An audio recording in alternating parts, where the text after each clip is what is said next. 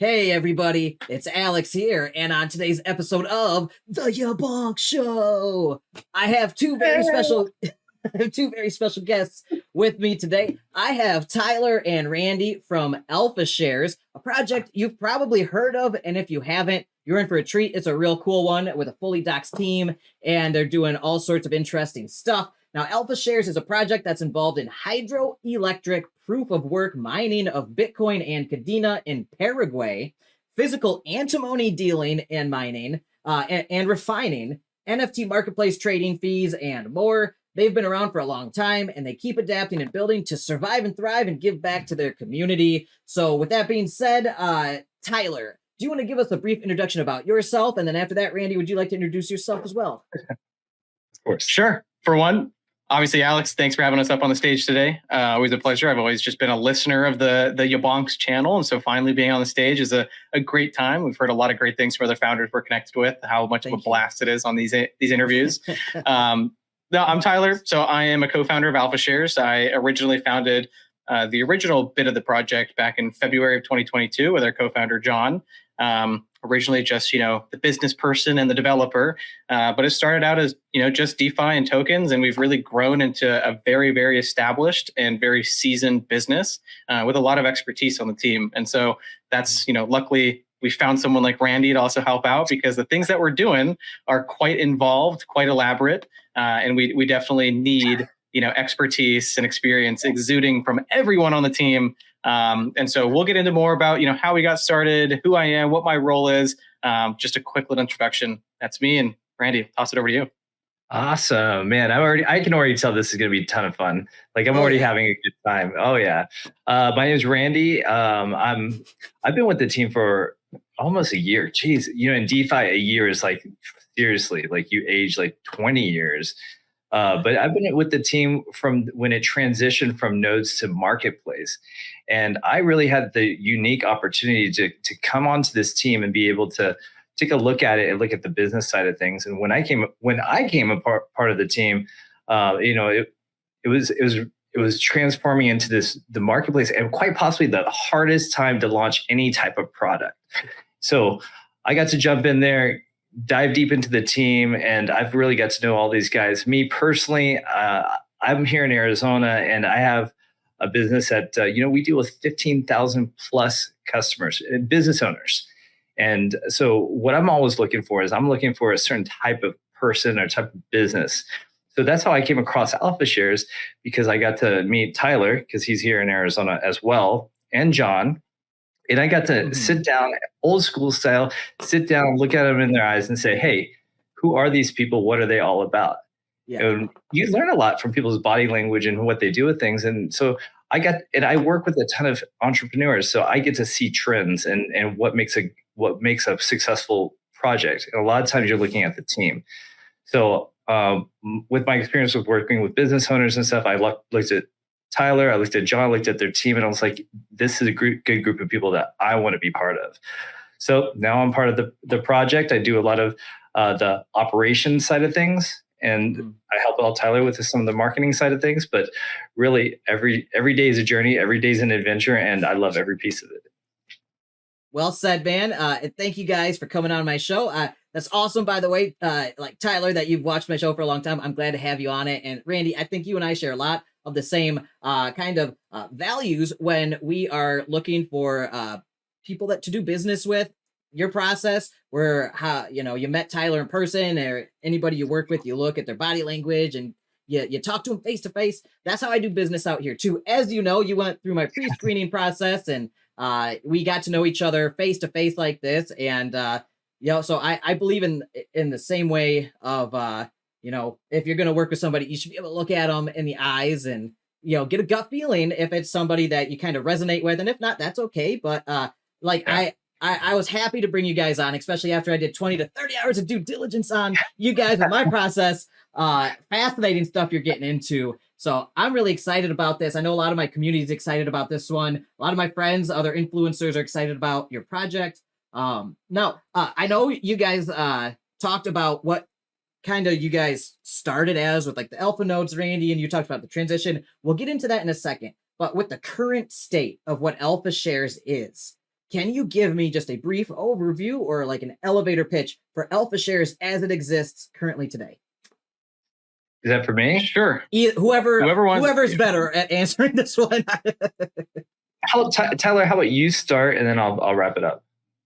Sure. We could both give them, because I mean, really, at the end of the day, we do this often. We really do this often, Oh, yeah. But there are so many different facets of the company that we can give an elevator pitch individually on each one. So I'll do my best here to kind of wrap it all up into one. Alpha Shares is a Web3 technology company. We focus on blockchain technologies, specifically NFTs, to really provide a receipt for people that purchase their membership into our organization, into our ecosystem. This NFT really acts as that immutable, infallible, perpetuitous, or perpetual, I guess is the correct word, asset that allows them to stay as a member and see value from the different businesses that we do. We're a true business. We create real value. The mantra for our development from the very beginning was to push away from transfers of wealth and move into value creation. And that is our focus. Okay. Yeah. So, and what I would just like to add to that is Alpha Shares is a brand. And one of the things that we're developing, and we, as we enter into this bear market where things can be really kind of crazy, is building really valuable relationships. Because that's, for me, in the real world, and I try to bring the real world into the Web3 aspect, is how do you create these valuable relationships and create this authentic movement to go forward and to do business? And with Alpha Shares, the marketplace itself is a foundation point. It's our networking with other communities like the MDBs and the EMPs and these other projects, and to really create awesome opportunities. So we have a mission with Alpha Shares, and our mission is to create unique experiences. And that will kind of permeate through this whole conversation, because the marketplace is a foundation point of growth where we are passionate, absolutely crazy passionate about bringing people together, educating them and giving them opportunities and working with projects. Because we know it's like the real world. It's not easy to start a NFT project. It's not. So creating a platform that is authentic, that we do our own due diligence with projects to make sure that we put good projects onto the site, creating great relationships with them, and giving them an opportunity that, maybe they wouldn't get elsewhere. And really having a foundation point where we say stuff like, hey, we will always have royalties. There will not be a point where we say that we're going to cut out your contract. There is a contract for a reason. We want those projects to succeed. We want those artists to succeed. We want to have that part of the blockchain, that the reason why there's NFTs. So our immutable contracts, right? That's why blockchain's so great. Web3, you can literally write smart contracts that take out having to trust somebody. It's trustless. And yeah, no, that's a great point that I totally respect. Yeah, absolutely. So our goal is and our mission is to create unique experiences. And our starting experience is our foundation, which is the marketplace. But every opportunity beyond that point, because we have a great network and great partners and a great relationship with a lot of different organizations and companies, it allows for other opportunities that we can bring into this kind of safer haven for community members, so that they can go to the opportunities of, what we have going on in Paraguay and mining and antimony and all these other fun stuff. So in a big, on the 30,000 foot view of Alpha Shares, it's a brand. The foundation is the marketplace. Okay. So that's a lot. That's a big overview there. And just to kind of recap, from what I understand, you guys are a Web3 technology company that's focusing on unique experiences for users out here through a trusted platform with, somewhat vetted projects and business partners that you guys are comfortable and familiar with to come onto your NFT marketplace. And you guys are trying to follow, decentralized finance, best practices in terms of smart contracts with immutability and trustlessness and all that stuff that we love out here with smart contracts, and why, I'm out here and, control over all that stuff and not being able to get, screwed over by a bank or a deal that's verbal or whatever. So you guys got all that on your marketplace, but then because of your unique position with all these business partners and contacts you have, you've spun off some kind of subsidiary endeavors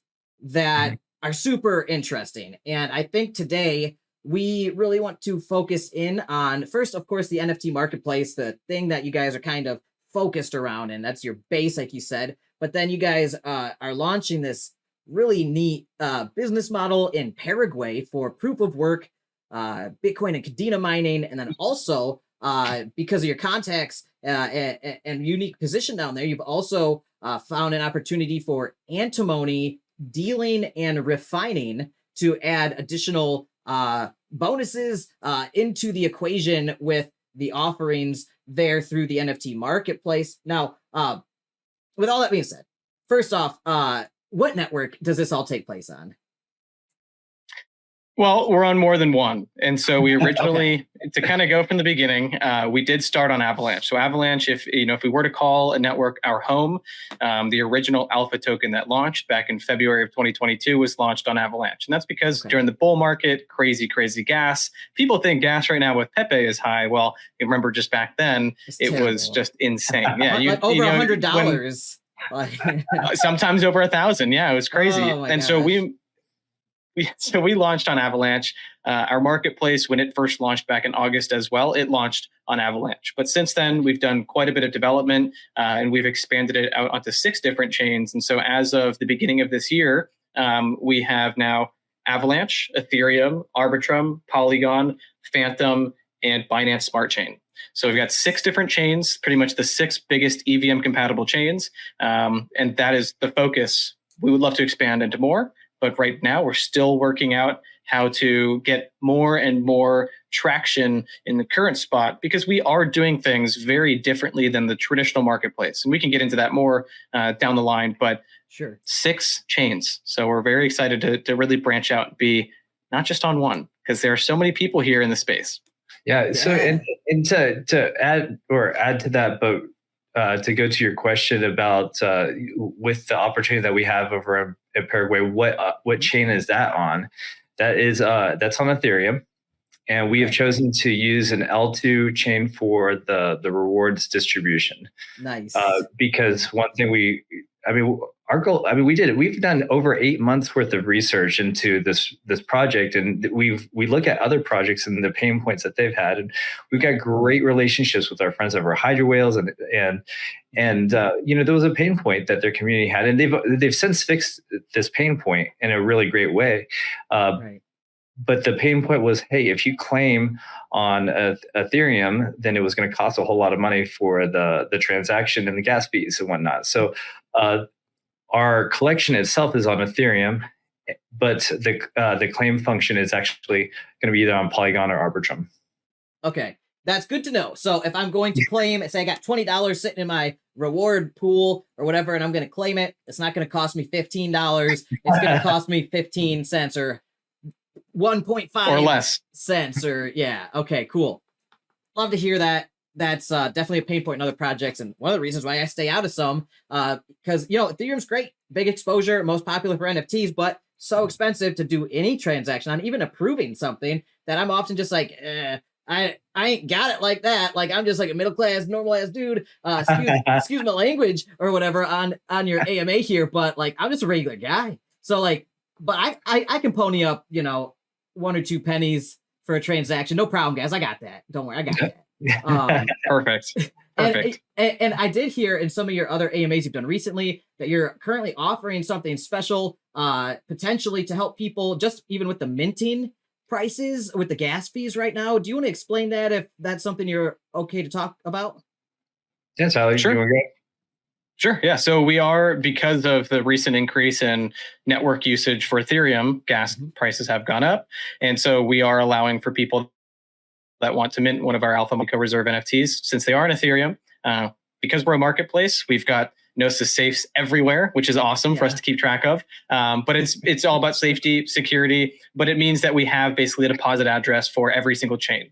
And so whether you're on Arbitrum, Polygon, Binance, Phantom, Avalanche, doesn't matter where you are, if you would like to OTC with us, over the counter is what that stands for, we can take funds into one of those Gnosis safes and we'll mint you, cover the gas for you to mint you your NFT. So That's the current program. We only have, though, less than 600 NFTs left. So who knows how long that'll be going on for. So, all right. So for those who are, so you basically said if you go into somebody go into your Discord server and make like a ticket. Yeah. Exactly. Okay. Yeah. The way to do it is submit a ticket. Exactly. All right. So I'll put the link to the Alpha Shares Discord server in the description of the video and in the comments. Go to their Discord if you're looking at one of these and you don't want to pay the Ethereum gas fees. You could make a ticket in there and they'll do an OTC, over the counter deal with you with no gas fees. So you don't have to pay $20 if you want one of these. You don't have to pay the $10 or whatever, or more. Like you can get one of these for no gas fees. So that's a unique offering. I never hear people. That's a super cool thing you're doing. So I think that's really neat. Good for you guys. That's awesome. I really like that. Yeah, I mean that kind of dives into the whole unique experiences, and we talk about this. Is like, hey, that's a pain point. How can we make this a better experience? And I guess I don't even want to say it too much because I don't want to let out like too many cats out of the bag. But there's definitely some development stuff that we're working on that's going to make it even easier. Actually, that if we don't mint out by that point, which is a really high probability, but we're going to make it a lot easier for people to mint on all the change and then be able to automate that process. So it's all about creating that unique experience. Awesome. Well, I think that's a great little bit of alpha there that you dropped, that you guys are working towards a cross-chain minting solution, it sounds like, to lower the entry fees to get into this if somebody wants to get one of these NFTs that you guys are currently minting. And that makes it a lot more fun for me when I don't have to be like, do I really want to just like toss $50 into the Ethereum furnace here just to like get my foot in the door on this project that I like. So super cool, you guys, to do that. I appreciate you guys helping people out in this time of need with Ethereum gas fees that we are dealing with. Of course.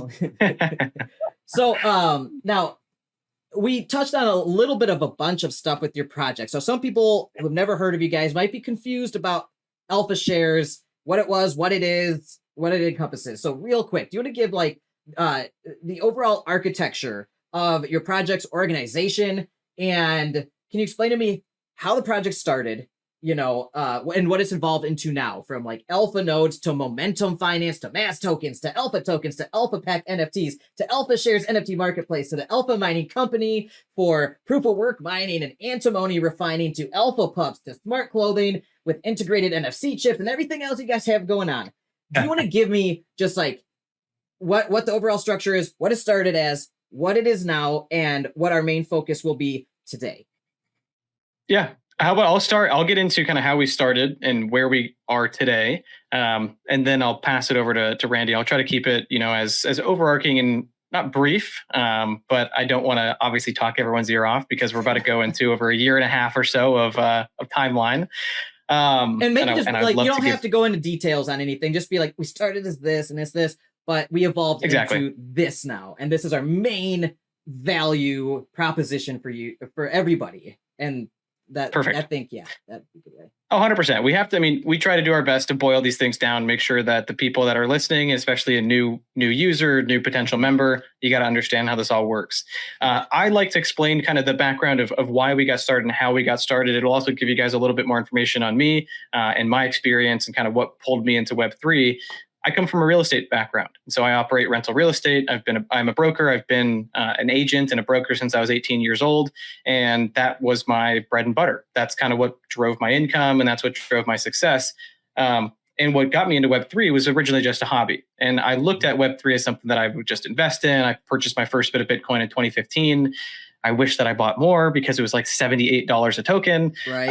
I'm an idiot, but it is what it is. I didn't get more. I should have. But what I ended up doing was in about 2020, 2021, I invested in a lot of different DeFi projects. And DeFi kind of opened my eyes to the potential to use blockchain technology to achieve certain very unique and really very utility-driven functions.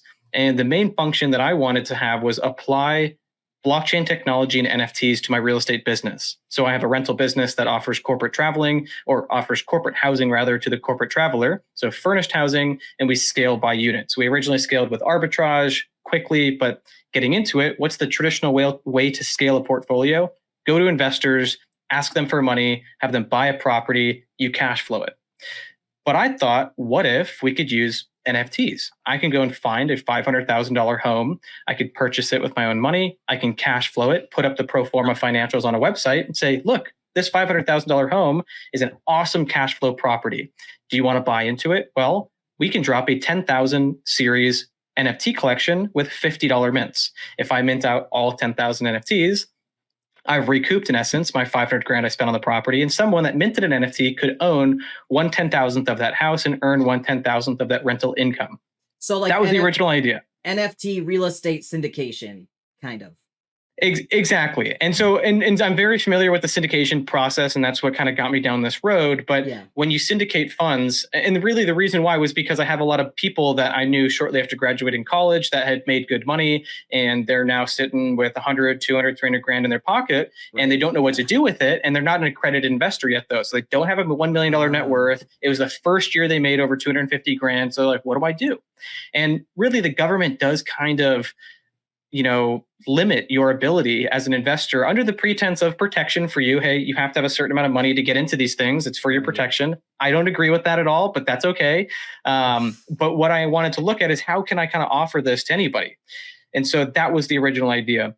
I went and met up actually, and I got started on this idea with my original co-founders. So I went and really networked through LinkedIn, trying to find developers, people that were proficient in Solidity, local to me, because I couldn't tell you how many horror stories I heard about someone wanting to start a business, getting a foreign developer, and they run away with everything. So I ended up finding John, who is our co-founder. He was a senior developer at Carvana. And so I ended up asking him, hey, you've got the knowledge, you have the experience. You also, it was the weirdest thing going to dinner for the first time and talking to someone over a drink and food about DeFi and shit coins and all that stuff. Like? So what is that like? I got to do that with James Pelton and like Drew Wolfer and some other people. So I actually have a taste of what that's like. And it's so fun. It's cool. It's so fun. It is really fun. And but we connected, and so once we connected and we knew, okay, we're local, let's start this. I actually got started on the idea. It was going to be called Nexus Fund, and I was, because my current business is called Nexus, and I was going to go ahead and create this, right?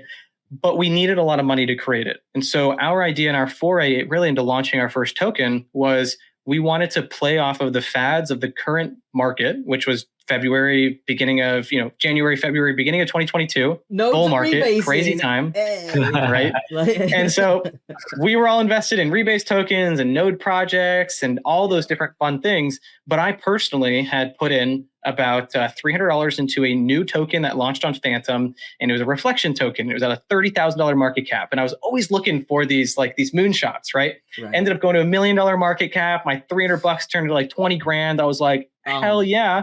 And then I never sold it because I'm an idiot. So I've been there with 20 grand. I've been up 20 grand and I didn't sell. What was that? It is what it is. But really, I'm glad I didn't sell, because what opened my eyes here isn't the fact that my 300 turned into a lot. What happened was I looked into how much money did these co-founders make?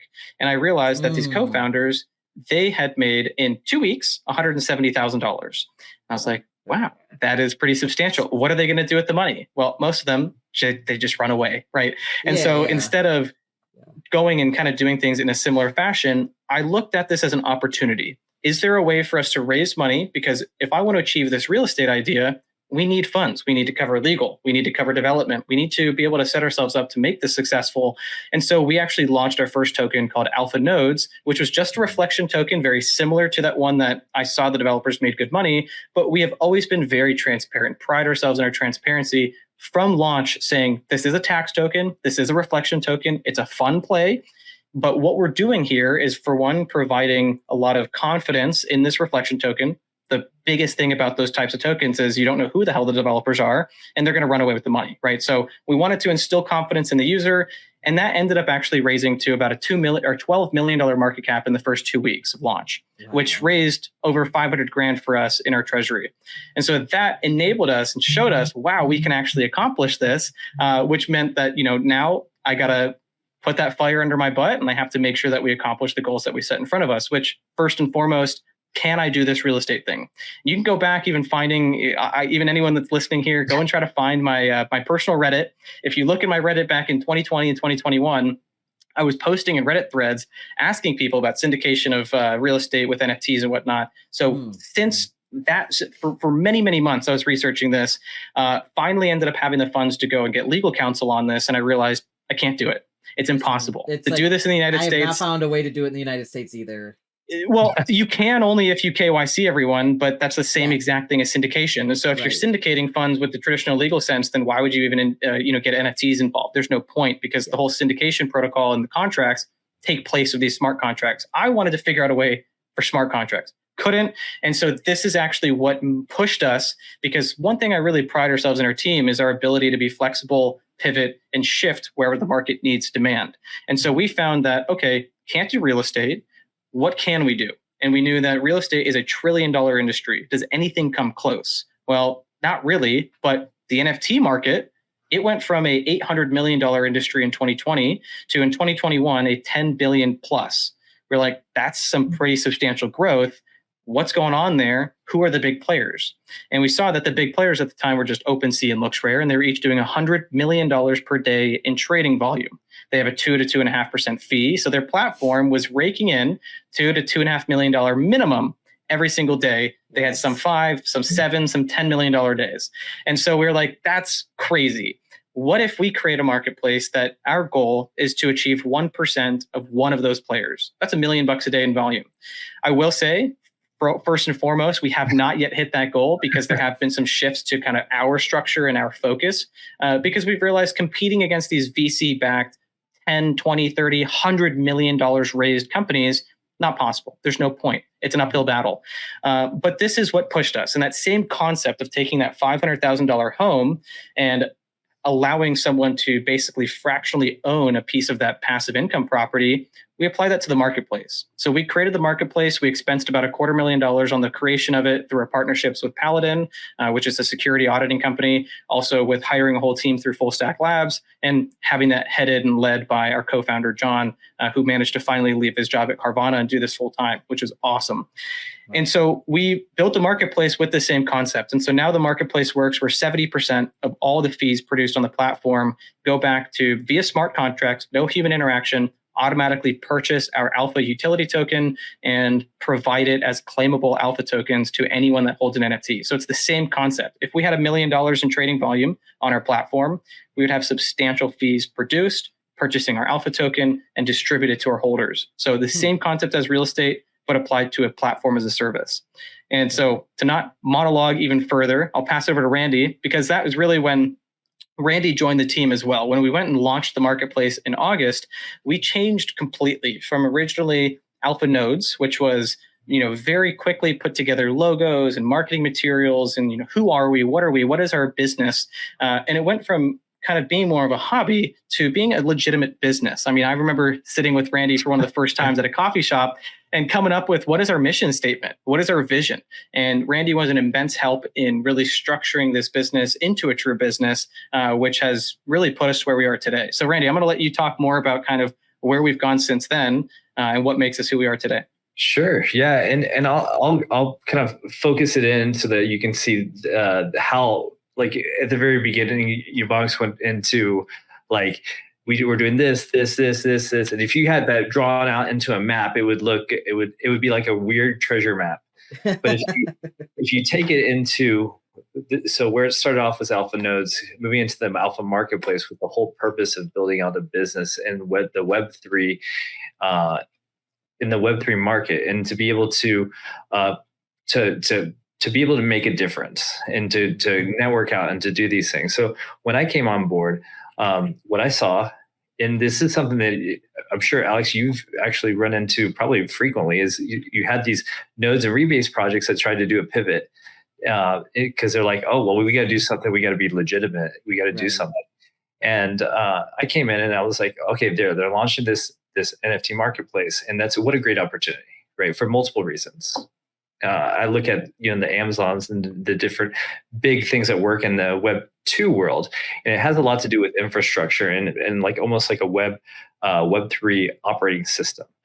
And if you look at Alpha Shares, you see the NFT marketplace, and you see the brand and the ability to build onto it and to create these opportunities for people, whether it's our collection or another collection. So what we have is we have the marketplace, and we developed our mission, which was to create unique experiences. And what we found is, as we launched in August of 2022, which seems like a generation ago, is that you can go up against the OpenSeas and the different marketplaces out there, but the battle for that is very challenging, because just because you open up a marketplace doesn't mean you're actually going to have the business. People aren't just going to go, just because you build it doesn't mean they're going to run to you. But what you have to do is you have to create infrastructure. You have to create a sales team. You have to create these different aspects so that you can build onto it. And what we have is we have our special ops team, and we have different segments and departments in our business. And what we do is we actually go out and we find these opportunities. We go out to find these projects, and we bring them back onto the marketplace itself. So you have Alpha Shares, and you have the marketplace itself. And what you have right above that is the Alpha Pack Wolves, and that's still minting, which is a share of the marketplace fees, the transaction volume fees. After that's done, that'll be it. But what that is the Alpha Shares platform itself is the foundation piece. Everything builds off of that.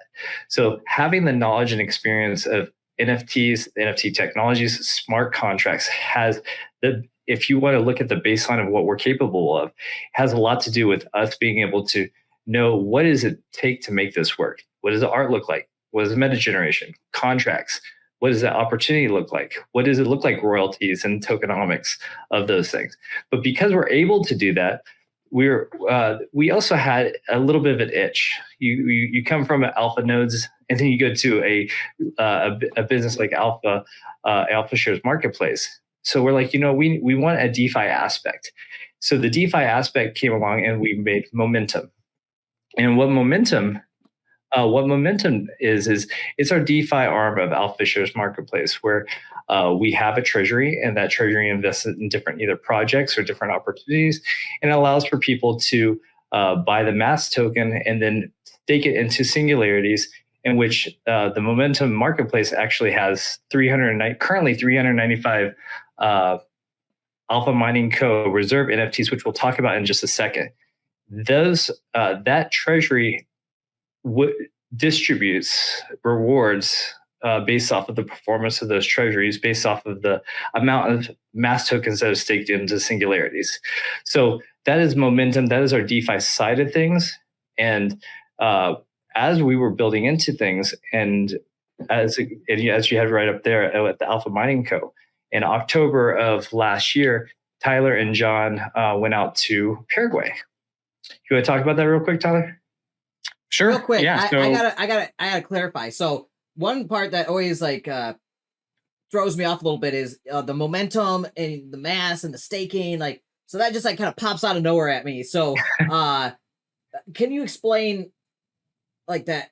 Is that, I know we want to talk about the mining stuff mainly today, but the momentum and the singularity staking, is there a way I can get to there from the NFT marketplace? Is that built in, or is that a legacy project that you guys are still supporting? What's going on there? So it's something that's not going to be directly focused around Alpha Shares. It's kind of its own unique brand. And the reason for that is because kind of how we've alluded to as well, NFTs are excellent tools at creating your pass, your membership pass, your receipt of purchase, your ability to really get involved within a community, immutably. But when you do that, you have many different kind of fixed barriers to entry. So you have a fixed price to mint, you have a fixed floor price, and it's also not as liquid. So if you wanted to sell your NFT and you wanted to divest, you would have to list it, find a buyer, right? Right. So what we did is we wanted to apply the same concept, though, of being able to get integrated within our ecosystem and be able to see reward and value from it, not just with NFTs, but also with tokens. And so we kind of see this liquid staking solution as a way that solves, and there's so many. It's really a Venn diagram, and there's pluses and minuses for both. There's a lot of overlap. Both systems, whether an NFT or whether holding our mass token, it allows you to participate in the different things that we do. What makes mass different, though, and Momentum, is it's all focused around the concept of our singularity. And if you want to, you can go to Momentum Finance or momentumproject.finance. I can actually link it for you real quick, and so then you can go there a lot easier. There it is. Momentumproject.finance, but I'll link it in this chat if you want to click on it. Oh, there you go. And so if you enter the app there, you'll see that what we have, and it's even at the top there, it's called our singularity. And what it is it's a way for people to participate from a liquid staking perspective into the different opportunities that we offer. And so instead of having to go buy an NFT, which again has a fixed price, you can go ahead and buy any arbitrary amount of tokens. Our mass token is completely taxless at the current moment. We may add a sell tax here in the near future, something to just help out with growing our LP. But right now we have 667 shows right there, total singularity side, 667,980 tokens. Tokens are about 70 cents right now, so quite a bit of money staked into the singularity. And this allows you for as little as a cent to as much as you ever want to invest and participate. And the way it works is the same as a staking pool.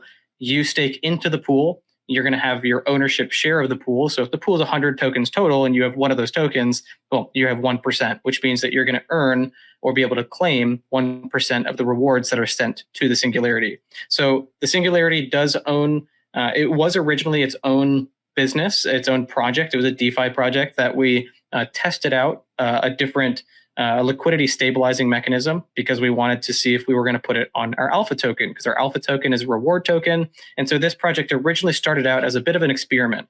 That experiment didn't go as well as we wanted it to, trying to create very constrained liquidity stabilizing protocols or practices for that matter. It's quite difficult. And so you're constantly juggling a ball. And instead of doing that, we moved into the very dynamic strategy, and really it's kind of something that permeates all of our business, which is we want this to be simple, we want this to be effective, and we want to give people options. And so this is really just another option for people to participate. So Momentum owns 395 Alpha Mining Co. Reserve NFTs. It also had grown its own little treasury where it invests into trading bots and anything else that's high impact. So we have about $600,000 worth of investment funds from Momentum that goes into high impact investments. A lot of it gets reinvested into ourselves to vertically integrate. But really the end goal here is to enable people to participate in our protocol in many facets of it, but in a way that is not bound by an NFT, but rather bound by a token. So by any amount, if you wanted to divest, you can just go and sell your tokens on an AMM, which means you don't have to wait for someone to buy them. So that's really the main differentiator there at this point. All right, interesting. So you kind of have this other project that you kind of acquired that you've made like the liquid fungible token side kind of to mirror the non-fungible, the NFT side here. So that way you provide more of like a staking type option for a liquid token that has liquidity, so you can get in and out easily, but you then have to deal with, you know, a variable price liquidity pool and things like that. But maybe some people prefer that over an NFT that might be a little more illiquid and you have to deal with the marketplace kind of thing. So you've created this to have like that kind of offering. Is there any way that this other than, we know the benefits, it gives people additional options and ease of way to get in, especially if they want to get in even more fractionalized, if you will, then, maybe a NFT that's a couple $100 or $1,000 might be out of somebody's price range, but maybe they could spend $5 or $10 here or there on some tokens when they can, and they can kind of DCA in if that's their preferred strategy, if they want to get exposure to your whole ecosystem here. Is there any way that this kind of detracts or, dilutes your business model or anything like that? Or does Go ahead, Randy. Yeah. Let me answer that. Well, first off, we do keep the alpha shares in Momentum. Even though it's the same organization, we don't market it the same. In fact, Momentum, we actually don't really do much marketing. And there's a reason for that, and the reason is that we really want to. Our community is awesome. Like our community is like one of the best communities I've been on, and it's where we want to present these opportunities, and it's not like a normal DeFi project where people are going to be like, hey, let's go moonshot this here. That and it may have started off with this stabilizer type of functionality, but that the intention for this liquid staking and being able to do these opportunities with NFT, with the reserve NFT and the trading bots and the launchpad opportunities, it really allows for people to cross pollinate with alpha shares. So we don't really push it. We actually had a conversation with our community today. Hey, do you want to keep this as kind of more like a private club where we don't push it? It's more word of mouth, or do you really want to go ham? Let's go market it and let's let everybody know. And it's funny. It can be either way. We want people to have choice, and if we really want to dial into our mission of creating unique experiences, then we got to do it, right? We got to learn these things and we got to try these things out. And there's a lot of unless you run into the fire a little bit and run into some problems, you don't really figure out the upside of the situations. And what this really does is this really allowed for us to, if somebody was like, hey, do you guys know about this? Hey, look, we know smart contracts, we know NFTs, we know metadata information, we know stabilizer function, rebase functionality. We have NFT marketplace, hundreds of contracts. And this knowledge set has really allowed for us to have a platform so that as we're building onto this, and there's a reason why, this organization, this group has been around for over a year. It's because now we are layering this knowledge on top of each other so that we can create these unique experiences and truly build going into this from the bear market, going into a bull market, where we're going to have opportunities, we're going to have a marketplace, we're going to have a community, we're going to have the valuable relationships and partnerships and NFT communities, and give a platform for people to be successful. And with momentum, it gives somebody just another opportunity. Let's say if they don't want to buy an NFT. Right. I know some people who have like a hard rule, no NFTs, blah blah blah, and like that's just their style. They like to stay like super liquid, so they can just like bail on any positions that they're like, so they can go meme into Pepe coin or whatever, right? Like, so I everybody's got a style, so that's actually kind of interesting. I don't see how this would like detract. Like this isn't kind of siphoning value away from actually. It's actually allowing people to basically put more money into what you guys are doing, and then it's a proxy. It's a proxy, so just through more like a liquid fungible token. Yeah. Yep. Cool. Because it'll go buy the NFTs, and then you can liquid stake within its investment. So it's not minting more tokens or creating additional value that's not accessible by the people that want the NFTs, but rather we go and use the treasury to purchase high impact investments. We love to invest in our own, obviously, and then that will be accessible through the staking. Awesome. Yeah, right. Let me just add one thing to the momentum, because this is, I think, a really distinguisher among other projects, is that there's only 1 million tokens. I saw that, yeah. Like there's no more. And if you looked back on how many tokens were staked, I don't know another protocol or project that has the amount of staked tokens with the few amount of tokens that are in actual circulation. And that's how that's really unique, because there will become a point where there will be no tokens available. And we're actually really close to that. So it's that's super interesting.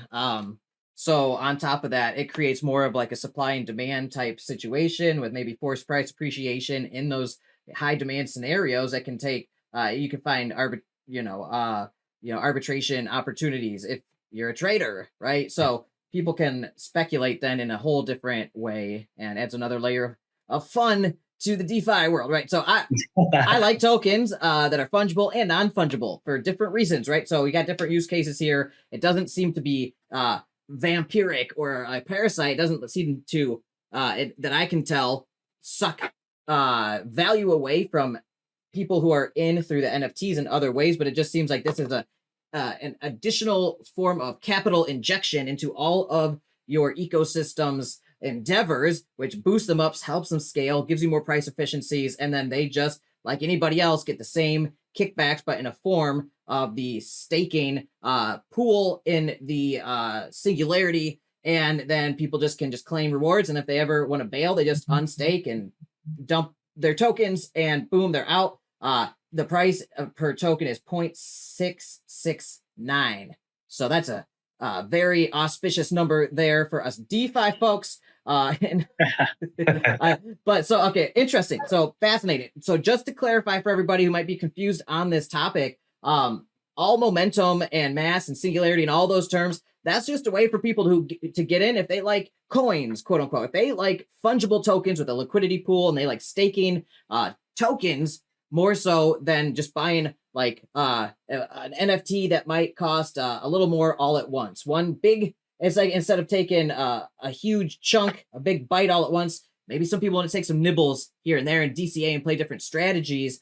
It adds different variables, which you can find maybe strategies to your benefit there or to your preference. So that's all it is. It's you got tokens you can trade with, or NFTs, which are also tokens. Don't come at me on semantics. ERC 20 versus ERC 721A is really the difference. There you go. Yeah.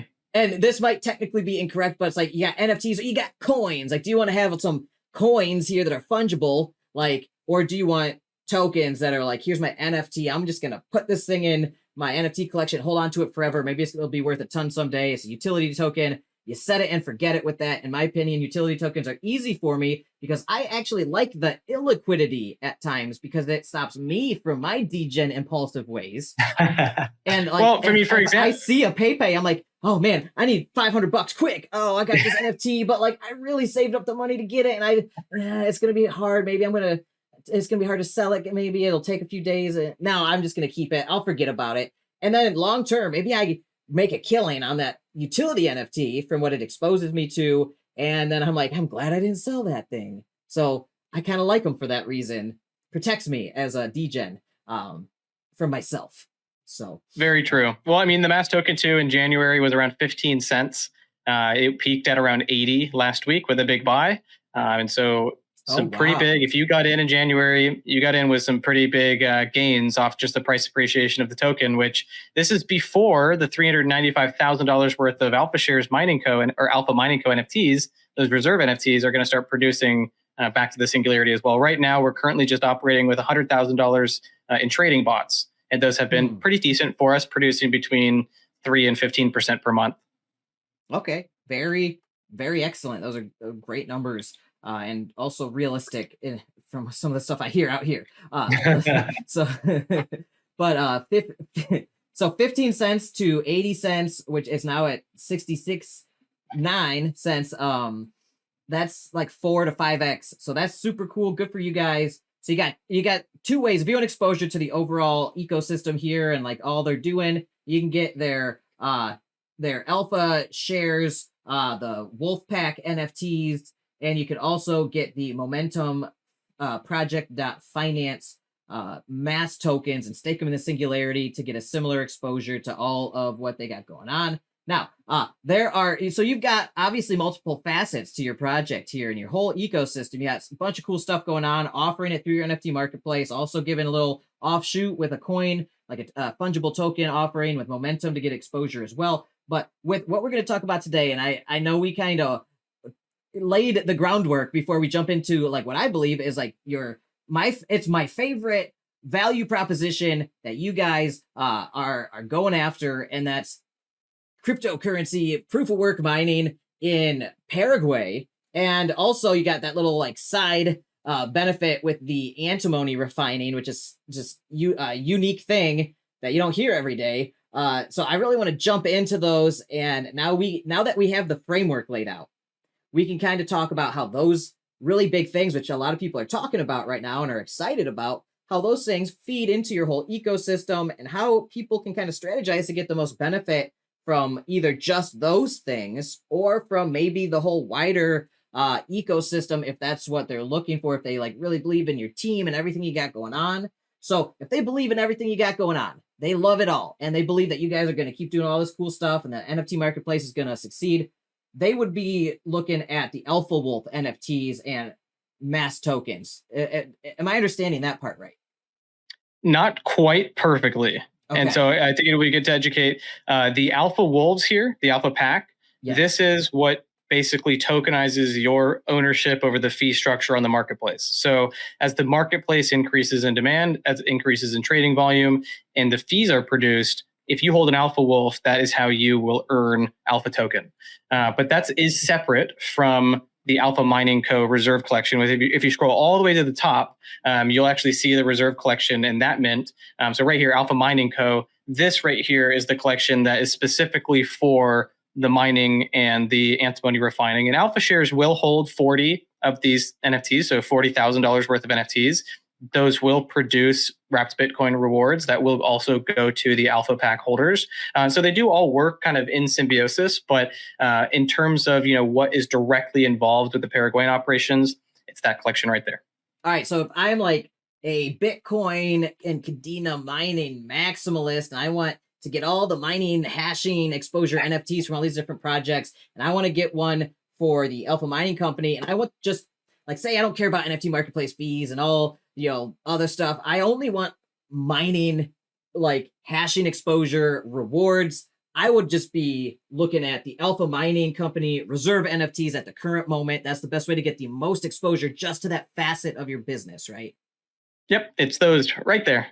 All right, right there, you guys. Alpha Mining Company Reserve NFTs, and they're kind of like the Founders Edition for your proof of work mining and antimony refining business model. So you guys got like special perks for the Reserve NFTs, which are above and beyond the phases 1, 2, 3, and 4, I believe, after this, which will give people exposure to the proof of work mining as well. But you get the most the highest rewards and the most efficiencies with these ones right here currently. And they're how much per NFT?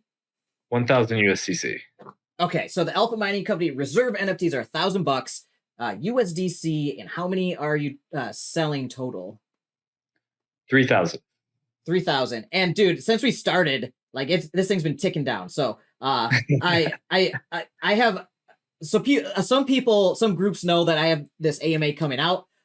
Hopefully I get this out before they totally mint out, but there are 582 remaining. Some of the investor groups I'm in are looking forward to this AMA and are already kind of preparing themselves for it. So hopefully I can get this out before that goes to zero. But it looks like you guys have been minting very quickly. I've been watching you guys on Pelton and Pocket Aces, Selected Investments, Crypto Andy, all my favorite YouTubers out here. So I'm personally excited. When I was doing my research for this, I'm sitting there like, yeah, this sounds awesome.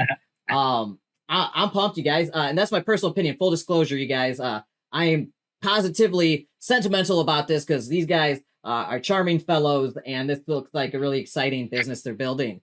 Yeah. So I'm going to try to steal $1,000 out of my wife's purse and buy one of these. I'm just kidding, wife. But you take credit cards. Well, you see right there, mint with a credit card. So there you go. Go stack a credit card. Yeah, you know what, Alex, man, we love you, man. You're just, it's funny because you're good people, and thanks, man. And you know what they say is like you want to be you want to make sure that you choose like good people around you because you're most like the people that you're around, right? And the one thing I really like about you is you do have this authentic and you have this almost forensic process of where we're just casually talking about the different parts of the process and the project and how everything kind of builds into this project. And even like, because the Web3 space moves so fast and pivots need to be made and trying to keep things in a very business type of fashion, things can go into different types of tangents. And listening to myself going through this process, I'm like, wow, there are these tangents, and but it all builds one on each other. So it starts off with the marketplace, building out these unique experiences, and then momentum where it has this liquid staking ability for these opportunities for people to get into. And then as we're growing and having these opportunities, we want to make sure that somebody might not want to be on the marketplace, but they might want to only really focus on, this opportunity in Paraguay. Right. So that's where the Alpha Mining Co-Reserve really comes into play here. Is one of the opportunities is one of our co-founders, John, and his cousin, Bert, they have this opportunity. Bert's wife is from Paraguay. Bert is very well experienced and lived out in South America, and the opportunity to go down to Paraguay, which Bitmain, the largest mining company manufacturer themselves, they were actually just down in Paraguay just last week, and they were just touting about how Paraguay itself, because of it being 100% hydroelectric renewable energy, Paraguay only uses a small fraction of its electricity from its hydroelectric dam. And if it doesn't use its electricity, it actually has to give it to Brazil at $7 a megawatt. So it's actually Paraguay itself, its government is really incentivized right now to say, hey, let's find usages of our electricity in a way that our country, Paraguay, is able to financially benefit instead of sending it off to Brazil at $7 a megawatt, which is so cheap. But the fact that there's two major problems that people look at when they look at Bitcoin mining is one is its electricity and the drain it has on the resources, and two is the environmental impact. And when you look at it, this being 100% hydroelectric power, it's good. It doesn't hurt the environment, and it's low cost. And because it is able to produce so much, it's abundant, which makes it the perfect scenario for Bitcoin mining and proof of work mining. That's why Bitmain itself has labeled Paraguay as the next Bitcoin capital of the world. So it really created a real unique opportunity. And that's why first off, Bert's wife is from Paraguay, and we said, okay, we're burning the boats. We're sending our co-founders down to Paraguay. We're going to make this happen because this is a good opportunity for our community, for our project. And when this is a bear market, when everybody's running away, we're going to run into the fire. We're going to figure something out. We're going to make this work. And this is not something that we came up just with last week and we're like, let's go ahead and make this happen.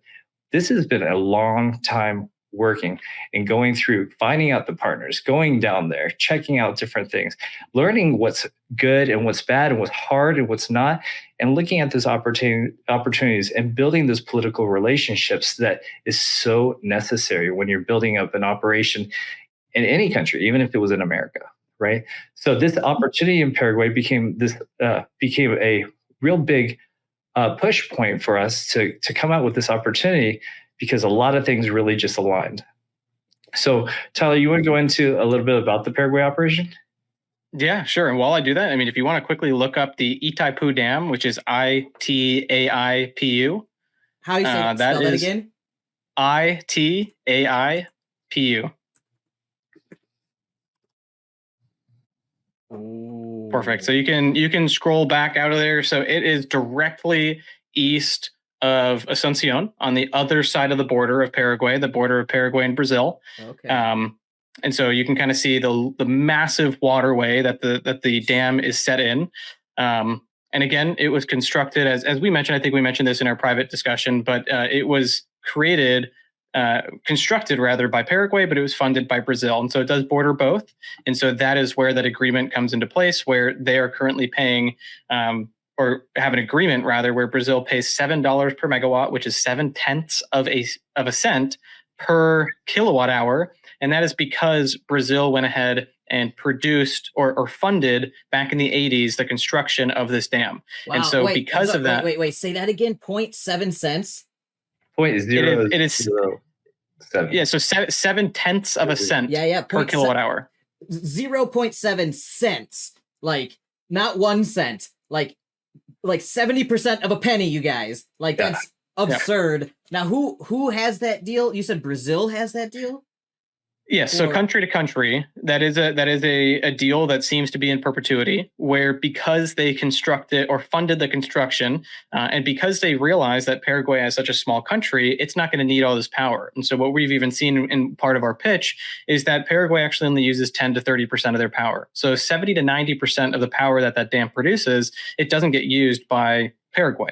And so where is it going to go? Well, it has to go somewhere. And I'm sure that they're, even from an operational perspective, well, they're probably in their agreements, it's not going to eat into operational costs. But basically, for under operation cost, they sell the power to Brazil. So Brazil's happy. Yeah. Absolutely. And I think that they finally paid off. I know that they finally paid off Brazil this year. So they're looking for a way to spend it in Paraguay, or to use the electricity in Paraguay, so that way they can charge higher prices. 5 times. Yeah. Yep. And so they're very incentivized, it sounds like, especially to get high electricity industrial type facilities built in Paraguay to use that power. And what's cooler than proof of work mining with Bitcoin and Cadena ASICs, which I love, you guys.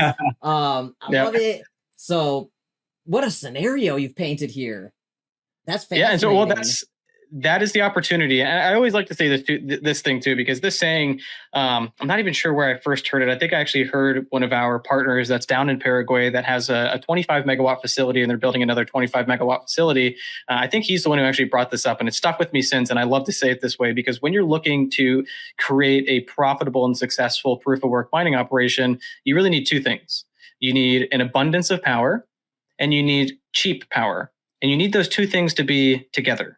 And when you go to somewhere that's first world, the United States, Canada, Europe, well, you have an abundance of power because those power grids have become very well established, but it's not cheap. It's quite expensive. And that's because there's a lot of downline markups where, whatever facility actually generated the power, well, it then goes to different distribution facilities, and then lines, and then homes, and then power companies. And there's markups on markups on markups on markups. And so you're going to find power that's, again, abundant, which means high uptime, but it's going to be expensive. And so if you go somewhere where you can find cheap power, more often than not, it is horrible in terms of uptime. They are constantly having outages. The power and the way that it's produced, typically you get it for cheap because the country is, in an economic disaster or can't support themselves. And so the devaluation of their currency causes it to be cheap, but it involves a ton of risk. And so instead of that, Paraguay has become this Goldilocks, and that's why Bitmain was down there on May 5th. That's why they have been stating that Paraguay will be the Bitcoin mining hub of the world, and that's because they really Goldilocks meet those 2 things perfectly. They have a massive abundance of energy, and it's cheap, and that's because their country is a relatively new democratic republic. They had been, most countries in South America were, very damned with socialism and communism over the years, that the country of Paraguay really fought back against the oppressive regimes and have become quite a bit of a powerhouse that's really incentivizing foreign investment. They want to prop up their dollar. And well, what is their number 1 GDP export? It is power. And so that is why this is the number 1 spot to Bitcoin mine. By far, no question about it. It's fully hydroelectric, renewable energy. It has a very low, if not null, carbon footprint. And you also get power for some of the cheapest rates in the world. Yeah. And let me just add on to that. It's one thing to have an opportunity and really dive into this country and this really unique opportunity. But it's also to look at the bigger picture here too. One is we do have we actually have 2 co-founders down in Paraguay, boots on the ground, because you can't just open up an operation and not know what's going on around there. You want to go over there. You want to know the lay of the land. You want to be able to, you want to talk to the power company, right? You want to have that connection. And a lot of the power companies in South America are owned by the government. So it's really important it's one thing to say, hey, I've got this agreement. It's really different when you have a relationship. So having our co-founders down there, they know and they understand that there's a couple steps that need to happen before you just say, hey, I'm going to plug in some miners and let's go ham on this. No, there's a series of steps that are really, really important. One of those really important steps actually just happened just recently with with the presidential election. And that goes into why this is a really unique opportunity. It wasn't something that we knew exactly would happen. We had a good idea, and we had the political connections that were in line to make sure that not make sure, but that allowed for us to position ourselves. But knowing that this presidential election actually turned out the way it did, with Santi Peña being elected as a president, really works in the benefit of not just our operation, but the Bitcoin farms that are already down there, and then the hundreds of millions of dollars that are going to be flowing into Paraguay because of this opportunity. So our timing couldn't have been more impeccable. And one of my questions was about Santiago Peña being elected president of Paraguay, right? And I was going to ask how that affects you. And you said it's actually a beneficial scenario for you, especially with the current PR going on with Paraguay becoming the Bitcoin mining center of the world because of the overabundance of cheap hydroelectric clean energy that doesn't seem to affect the quality of lives of the people around it as much as, say, somebody who's burning a bunch of dirty electricity to get a bunch of cheap power, and and then prioritizing industrial applications to benefit the commercial and tax purposes for the country itself, while at the same time causing brownouts and blackouts for the residential people there, thus increasing the economy but decreasing the quality of life. But it's like it's an increase in quality of life over here but a decrease over here, and it's like, okay, you have to factor those multivariable things into these equations. And Paraguay seems like a very desirable location because of those multi-factor variables lining up in a highly beneficial way, where the result of the equation is seems really good. It seems it seems like it's a good overall dams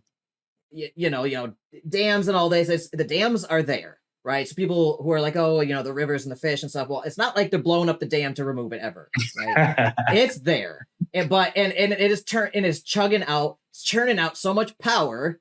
It's got to go somewhere, and Brazil's just like, yeah, we'll take it dirt cheap. And Paraguay's like, well, but we want to use it to improve our quality of life of our people and boost our economy even more. So crypto people, come on down, essentially. And you guys are well connected down there politically and in terms of business down there. I did my due diligence on all you guys. I went real deep on all of your backgrounds and stuff. And I fully believe that you guys got the team to pull this thing off for real.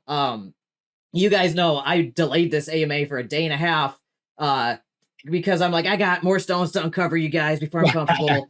Got to finish. So my 20 hours of due diligence turned into 30. And I totally think that you guys can pull this off in Paraguay. Obviously, it's a business startup. It's an enterprise, guys. Be careful. Be smart with your whatever you guys do with your money out here. But if you decide to get in on this, know the business plan, know the model, know the team, watch all the AMAs you can, do all the research you can, and then just be sensible. Not financial advice, just some life advice. Be sensible, but at the same time, I think this is a cool thing where you guys maybe have a early mover advantage in a super fast growing S-curve type of industry in a place that you found that is just ripe with fruit that is falling off the tree. And it's like somebody needs to just come pick up these fruit and it's going to benefit all of us as DeFi crypto enthusiasts. I want people to power the Bitcoin network and other proof of work networks for as cheap as possible, as clean as possible, with as much benefit to human life and the environment as possible, and as little negative effect. So did I kind of sum up the environmental, political, economical situation of this Alpha Shares mining company endeavor you're doing? 100%. Yeah. And good. Just well, just real quick. I mean, the one thing to really answer your question about Santi Peña, though, the previous administration, I mean, they were great in terms of still furthering along the democracy and really trying to gather foreign investment. But their focus happened to be very focused around job creation. And the previous president actually stated multiple times that I am not going to factor in or I'm not going to basically allow Bitcoin mining because, quote unquote, I don't know what Bitcoin is and I don't want to look into it. No! And so stuck in his ways, but also his reason for it, which was said by his cabinet, not by him himself. The real reason for it was that Bitcoin mining, it uses a lot of power. It does provide income to the country because they can sell that power to another company rather than Brazil, but it doesn't create many jobs. And that is true. Many Bitcoin farms, they don't employ too many people for the amount of money that gets put into them because the infrastructure is kind of self-sufficient. And so you set it up. After it's set up, it runs on its own. You don't need to really pay employees. And so that has changed, though. That shift has changed because Santi Pena is very familiar with Bitcoin. He understands blockchain technology and understands the benefit that it can bring to the country. So that is really, in terms of the distinguishing factor between these recent administrations, it's because Santi's a little bit younger, understands this a little bit more, and is like, well, why would we be leaving this power on the books? We can make so much more money by incentivizing foreign investment into our power grid, because it's not like we're going to run out of power. So right. And how much are you guys able to access that power with your mining farm? Like the cost you're saying, like right there in front of you. What is the cost of electricity that they're willing to offer you down there?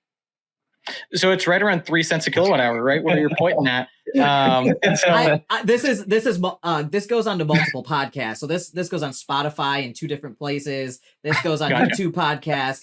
So a lot of people listen, and so I gotta like verbalize everything. So if I'm showing something on the screen, I kind of have to say what I'm showing, especially if it's super relevant to the context of what we're talking about. So what they're saying is they're pointing at the screen where I'm showing mining Bitcoin with 3 cents per kilowatt hour, 3 cents. And I'm in Florida with cheap electricity, and I go between 11 to 13 cents. And I thought that was great. I know people in Europe are paying 30, 40, 50, 60, sometimes even more cents per kilowatt hour. So like, I thought I had it good in Florida at 11 cents at the best of times, but you guys are getting it for 3 cents, which is almost, it's unheard of almost in the circles that I run with, because I talk to a lot of mining farms. Like, this is, you're blowing the competition out of the water with these numbers in terms of like your potential profitability numbers. Yeah, well, I mean, that's the goal. Yeah, that is the goal. And I mean, there's a reason why, Bitmain came over to Paraguay just a week ago. I mean, and it's not the first time they talked about Paraguay. Last year they've been really promoting it. I mean, throughout the time, they really just promote Paraguay a lot because of this opportunity. It's not it's not like a trivial thing. It's actually just 3 cents a kilowatt hour. So there's other opportunities that are available that the power is one aspect that really brought us into going to Paraguay and having the opportunity for the proof of work mining. Really, the other thing that really was a big facet to making Paraguay such a big opportunity is where it's located, right?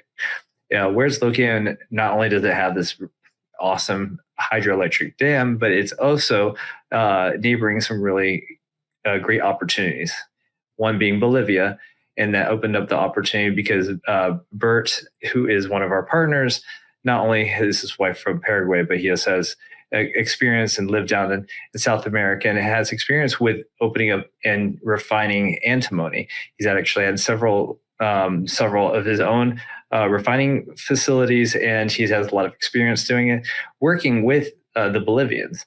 So being just a river way away, we're able to take not only the opportunity of Paraguay for Bitcoin mining because of that opportunity, but we're able to use that riverway to also transport antimony from Bolivia to Paraguay. And that creates another opportunity because antimony itself is a rare earth metal that is used for a lot of things that many people aren't even aware of. Tyler, you want to go into that a little bit? Sure. Yeah. So Those of you that are watching the video too, you can see Bolivia is just a neighboring country, just northwest of Paraguay.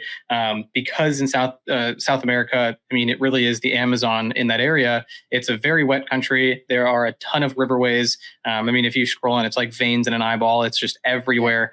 And so we're very happy about, again, even what Randy stated, the fact that Bert, he is really bringing that high level of experience. He has over a decade worth of experience, really over about 20 years of experience being down in South America, with almost a decade worth of experience in simply antimony refining. He's done a ton of metallurgic type processes. He has 2 master's degrees. Very, very intelligent guy with a ton of experience. And so because of his experience in Bolivia, which, to let you know, why are we not doing in Bolivia? Well, the reason why is because in 2014, Bolivia became a socialist country. It nationalized everything and kicked out all international investors. And so Bert was one of those, ended up going back to the States. He lived in Alabama, and that is where he continued his construction company and has just been doing things there. Once we brought up, though, that, hey, we can see an opportunity in being in Paraguay, not just for our entity, not just for the obviously tax advantage as well. Paraguay is a great country for tax advantage, but also because of the power that's there, the power cost for Bitcoin mining. We also noted, well, Bert, you know, you've been down here, and this was my discussion I had with him back in October of 2022. We were in Paraguay, and he's telling me all these stories about how he used to do this in Bolivia, and you know what the numbers look like. I'm a numbers guy. I wanted to know, what does it start or what does it take to start a business like this, and then what type of cash flow are we looking at? And from his numbers, I first thought he was freaking lying. I was like, there's no way. But then looking deeper into it, this is a very esoteric bit of industry where not many people get into industrial processes, refining heavy metals and creating compounds that are then sold to industrial facilities for, you know, your day-to-day stuff. But what I thought of is kind of that immediate thought. I'm a big car person. I always loved to go to car shows as a kid. And I was like, okay, this dude that drives a Lamborghini, what does he do for a living? And he says like, oh, I create diapers out of sand over in India or something. You're like, what? How do you, what are you even doing? And the people that really create the most value, right? And that value that people create, it often goes to themselves and they become wealthy individuals. But you don't want to look at it as their individual wealth. Typically, they achieve that individual wealth because they created an immense amount of value.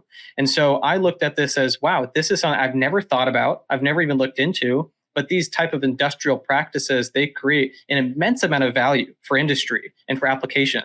And that then translates back into value for the company. And so we went hard at pursuing it. And so I've run tons of numbers. We have already spurred connections and conversations back with the previous both providers of ore in Bolivia, which again, as I did state, the government isn't the most friendly, but the government has given sovereignty to the tribes that are within the indigenous tribes within the country. They run the mines, you purchase ore from them, they then deliver it down to Paraguay. Once it arrives in Paraguay, the process, just to be brief with this, because it is a little bit heady, it's very scientific. We were going to process antimony trioxide. The way that happens is once the ore arrives on a big 40-foot shipping container on the back of a truck, it drops off at our facility. We put it into a ball mill. It crushes it up into little bits of gravel. That gravel is then put into a furnace. It's a very specialized furnace that what it does is it heats up this ore to a very high temperature. And it does something called sublimation, where if you loved physics, which for some reason I did in high school, what it is it skips a phase of matter. And so it goes from solid, and instead of going to the liquid phase, it skips right over it because of how much energy is being imparted into the matter, and it goes to a gaseous phase. Those fumes that come off as gaseous fumes need to be pulled out via a very, very unique, very sophisticated ducting system and a cooling tower. And you want to remove all of the condensated heat out of the system with the cooling tower, but then you need to pull the fumes through a specific duct system. And that ducting system has to go in a specific pattern to get to a specific temperature at a specific point, so that the fumes precipitate into a white powder that falls into bags in a bag house. And there you go. You have your antimony trioxide. Super easy, right? And this is why it is difficult. And kind of when I use that word esoteric, it truly is. You have to actually have coaching and experience. Now, these are not so if you see the screen, antimony trioxide, it's a white powder here. So these are not the bags of white powder from Bolivia that you want to snort, right? Correct. Correct. Okay. You don't want to. You don't want to snort this. You don't. That's right. Don't snort heavy metals, guys. Bad idea. Well, if you did, maybe you wouldn't catch on fire, because the whole point of this is what this is: antimony trioxide. It's a fire retardant. So it's an insulator. It's a fire retardant. It's used. I love to say this too, because it really is one of those materials that most people have dealt with on a daily basis. You've probably touched it yourself, Alex. Everyone that's listening here, you've had antimony trioxide in your hands before. If you've ever touched a wire, so a traditional wire that's in your house, in your car, in your electronic components, whatever it is, every wire has antimony trioxide put into the insulation because it is the fire retardant between the copper internal wiring and the plastic sheathing on the outside. And so that white powder substance is used in every single production component for electronic vehicles, for electronic components. But further than that, antimony is such a versatile compound that it can actually be refined not just into trioxide, but you could actually refine it in the traditional refining method, like you're refining gold, where you heat it up, you melt it down, you pull out the specific antimony into ingots, and those ingots are used actually as steel hardeners. So not only are clients and customers purchasers of refined goods, big industry creating electric vehicles, creating electronic components, but it's also used in the military industrial complex. It's used in massive construction, so I-beams, steel railroads. It is the hardening agent for the inner liners of barrels for weaponry, for tanks, really anything that needs extremely hard steel, it uses antimony for that. So this is where also it gets a little bit juicy, and I'm gonna pass back to Randy. I think that Randy might have to head out here in a second too. I don't want to keep him too long. But with the antimony, or with both those two different things, so antimony trioxide and antimony ore, originally we were only going to pursue one. So we were just going to pursue trioxide. And that is because we originally budgeted the purchase of a brand new furnace, and we also budgeted only 1 hectare piece of land. This is a recent development, so some alpha also for your listeners.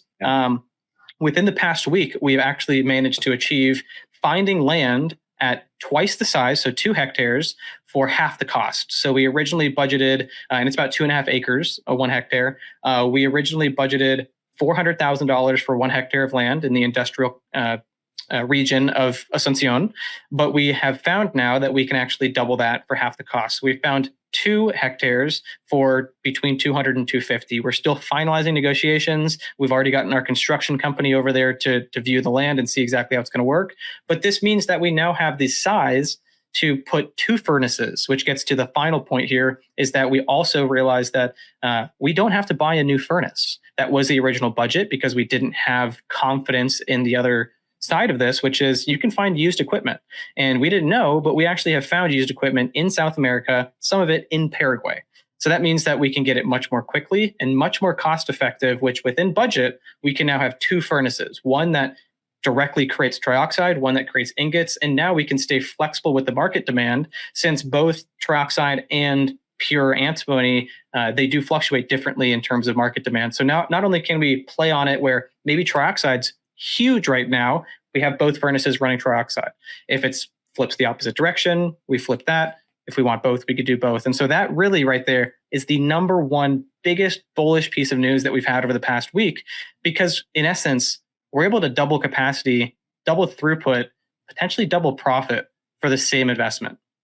Yeah, and I like how Tyler kind of glossed over this one aspect, but that's the important part about the antimony side of things, is that one, Bolivia is the world's fifth producer of antimony. So this is a great opportunity, and it's not something in DeFi people really go into like this, quick money, like fast automated forking, things like that.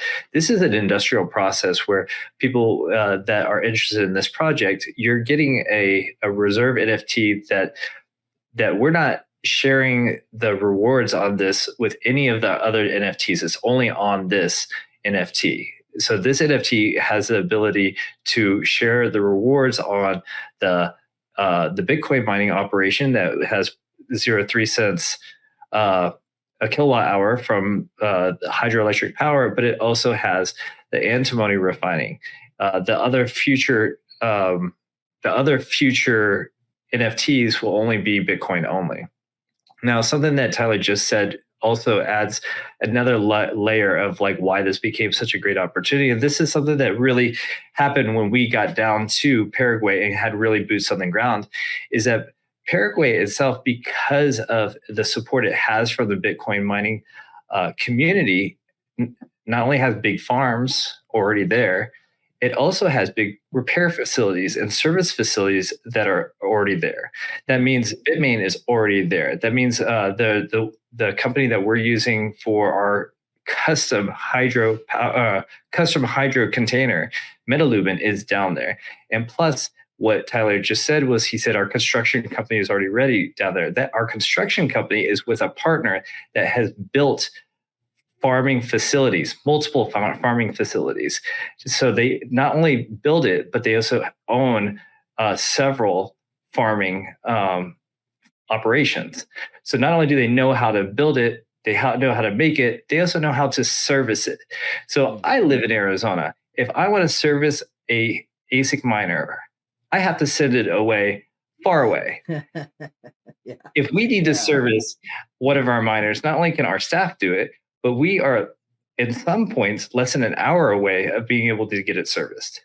So that is a huge opportunity with it being in Paraguay. And we didn't actually know that before we got there. We got down there, and because of the networking, because of those relationships, because we're really diving into like who is around us and who to work with, that's how it's really layered this really unique opportunity, because that construction company has that experience, that understands the relationships we have, and we have this political connection on top of the savings on the land value and the opportunity to produce more, and all of that has grown to this point where the opportunity we presented in the very beginning was already a great opportunity, but now the opportunity we're presenting has the capability of doubling that opportunity, which is like super bullish. We just talked to our community last Monday about it, because we were just like, oh my gosh, like it was a good opportunity in the very beginning. Now it's like, oh my gosh, this is a really great opportunity, but there's a limited amount, and we really want to. We're spending time with people like you, Alex, because you spend the time to work with organizations that are authentic, that are transparent, and we're not out just shilling it to everybody like that. That's just not what we do. We want to spend the time to build out relationships with communities and grow. And that's kind of the theme through all of this. So that's when we're looking at this as an opportunity, and this mint that is going on right now. The opportunity of Paraguay has so many different facets. And what we talked about hydroelectric power, which by itself is a reason why this is a great opportunity. The second is that it's in Paraguay. Paraguay itself, because of if it's stable political government, it has abundant power, not just a little abundant power. It has a whole lot of abundant power. It is stable power.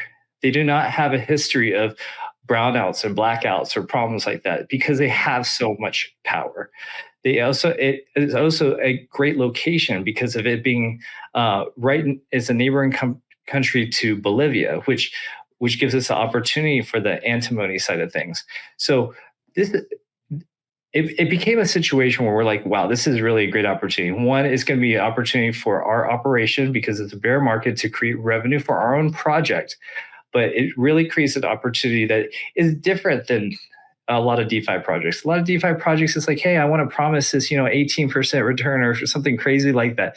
We're not making a promise of return. We're actually out there. We're working. We've got the relationships. We're making it happen. And the miners are working, right?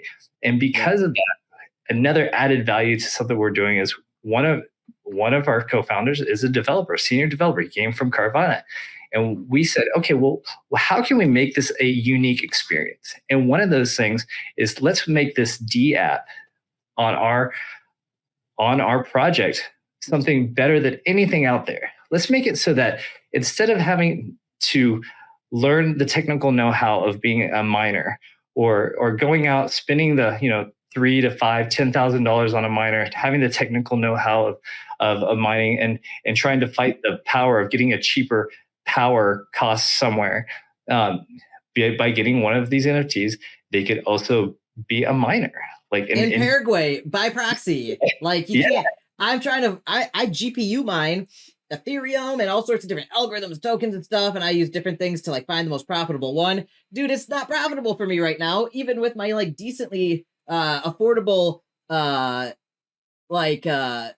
my decently affordable electricity down here in Florida, better than most people, but in the country that I'm in, it's just like still not profitable. I'm like -6 cents per day, and I'm just like, turn it off. Like, sorry, awesome GPUs I bought. Maybe next time, come bull market. And I know some people mine speculatively, different tokens, wait till the bull market and then want to sell them and all that. That's awesome. Everybody get into hobby mining. It's super fun, in my opinion, and educational. And also you support the networks that you like, and the tokens that you like, and you make them more secure and decentralized, which is what I'm about. Decentralization, put the power into people's hands. Now with this is super cool because you guys can kind of help distribute the power of decentralization into Paraguay. And I can be a part of that through exposure through Team That Stocks. That I like you guys. I did so much research on you guys, and you seem like pretty normal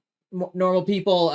Except Bert being the math genius he is. I listened to some of his videos with you guys, right? And I went to engineering school, to university, 5-year degree in computer science engineering, and I went through all the higher level math classes. I've almost got a math degree myself. I'm not the best engineer. I'm not the smartest engineer, but I know the smart engineers and the smart mathematicians when I meet them, and I'm like, oh, I can tell within like minutes. I'm like, that guy's super smart, knows what he's talking about. I listen to Bert on some of these AMAs, and I'm like, that dude knows what he's talking about. That's a super smart engineer. I call him as I see him, and I would be like, hey, bro, can I get your homework real quick? I got to copy this before class.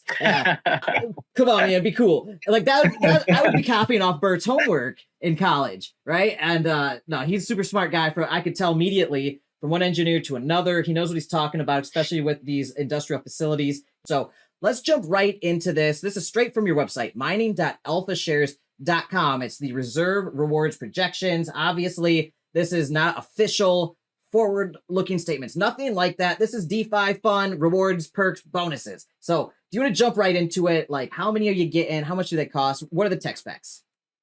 Sure. First and foremost, I mean, very exciting. The numbers there very well might be way better than that. So that's exciting. We'll get into that in just a second. And we kind of did talk about that in terms of, our potential doubling of antimony processing capacity.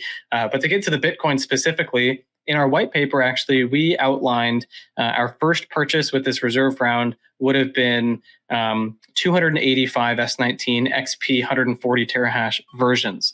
That would have gotten us to about a 39,900, I believe, flat total terahash capacity or throughput for that mining farm.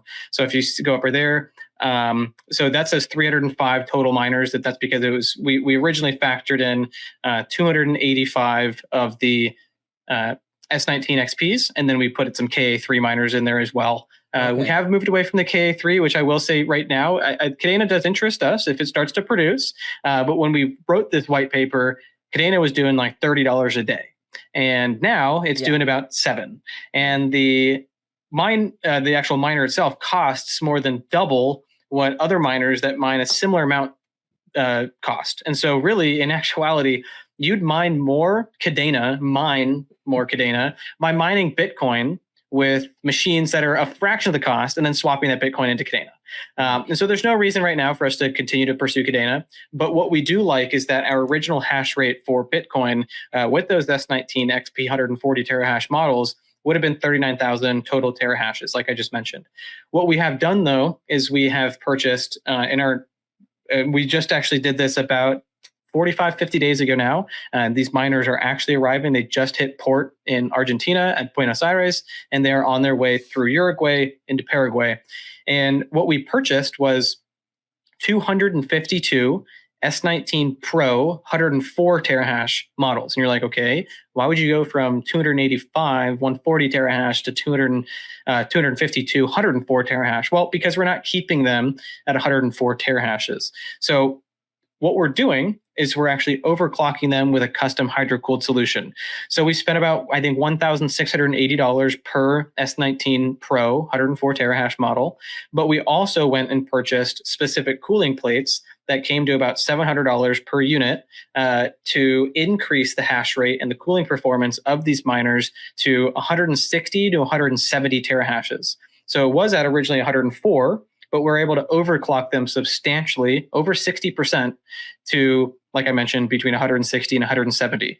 What that does do, though, is it does increase the amount of power draw that's necessary. So the original S19 104 terahashes, I believe it pulls about 3,100 watts of power. But when you overclock it by 60%, it starts to pull closer to 5,200, 5,300 watts. But you have effectively a 30 to 40% increase in power consumption, but you have a 60% plus increase in total hash rate. And so what that does is, yes, you're drawing more power. Yes, your power cost is going to go higher, but you're mining more Bitcoin than the increase in power. And that's the whole point of crank those things, pedal to the metal. You guys got the economies of scale and efficiencies to scale that to those limits. Heck yeah. Exactly. Heck yeah. So now we're well over 40,000 terahashes. So originally we were at 39,900. And mind you, that 39,900 terahashes for those 285 S19 XP 140 models, that would have cost us over $1 million. Instead, we now have purchased this setup for less than $750,000. That means that we have massive cost savings where we're able to take the excess capital to put into additionally growing the mining farm.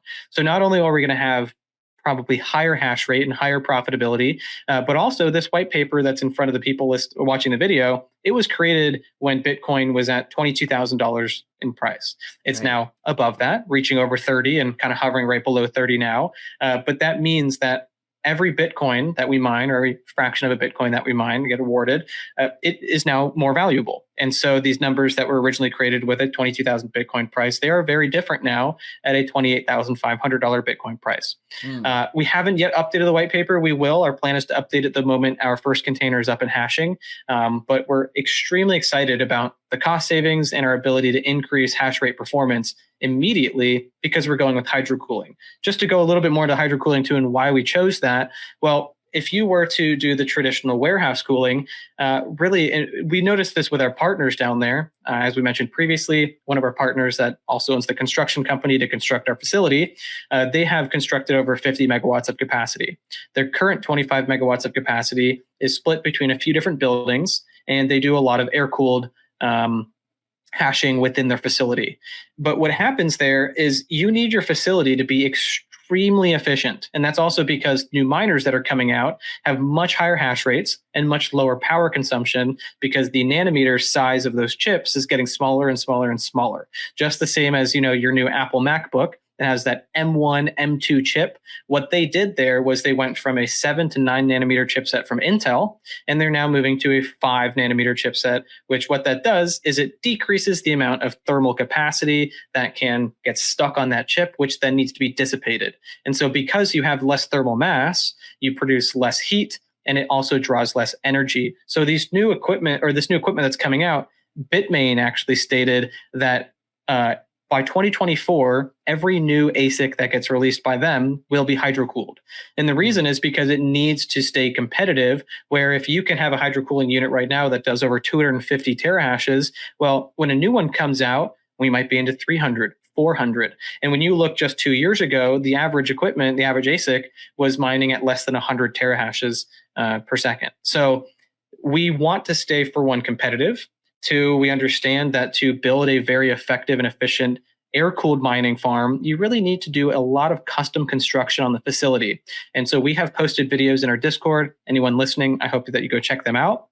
We actually toured the facilities of what I'm mentioning here and referencing, where if you look, the entire wall of one of those facilities is all ducting and fan work and cooling walls, where they really have waterfalls of water, like swamp coolers, that are taking air from the outside, cooling it on water drips, blowing it through the building, and then exhausting it out the other side.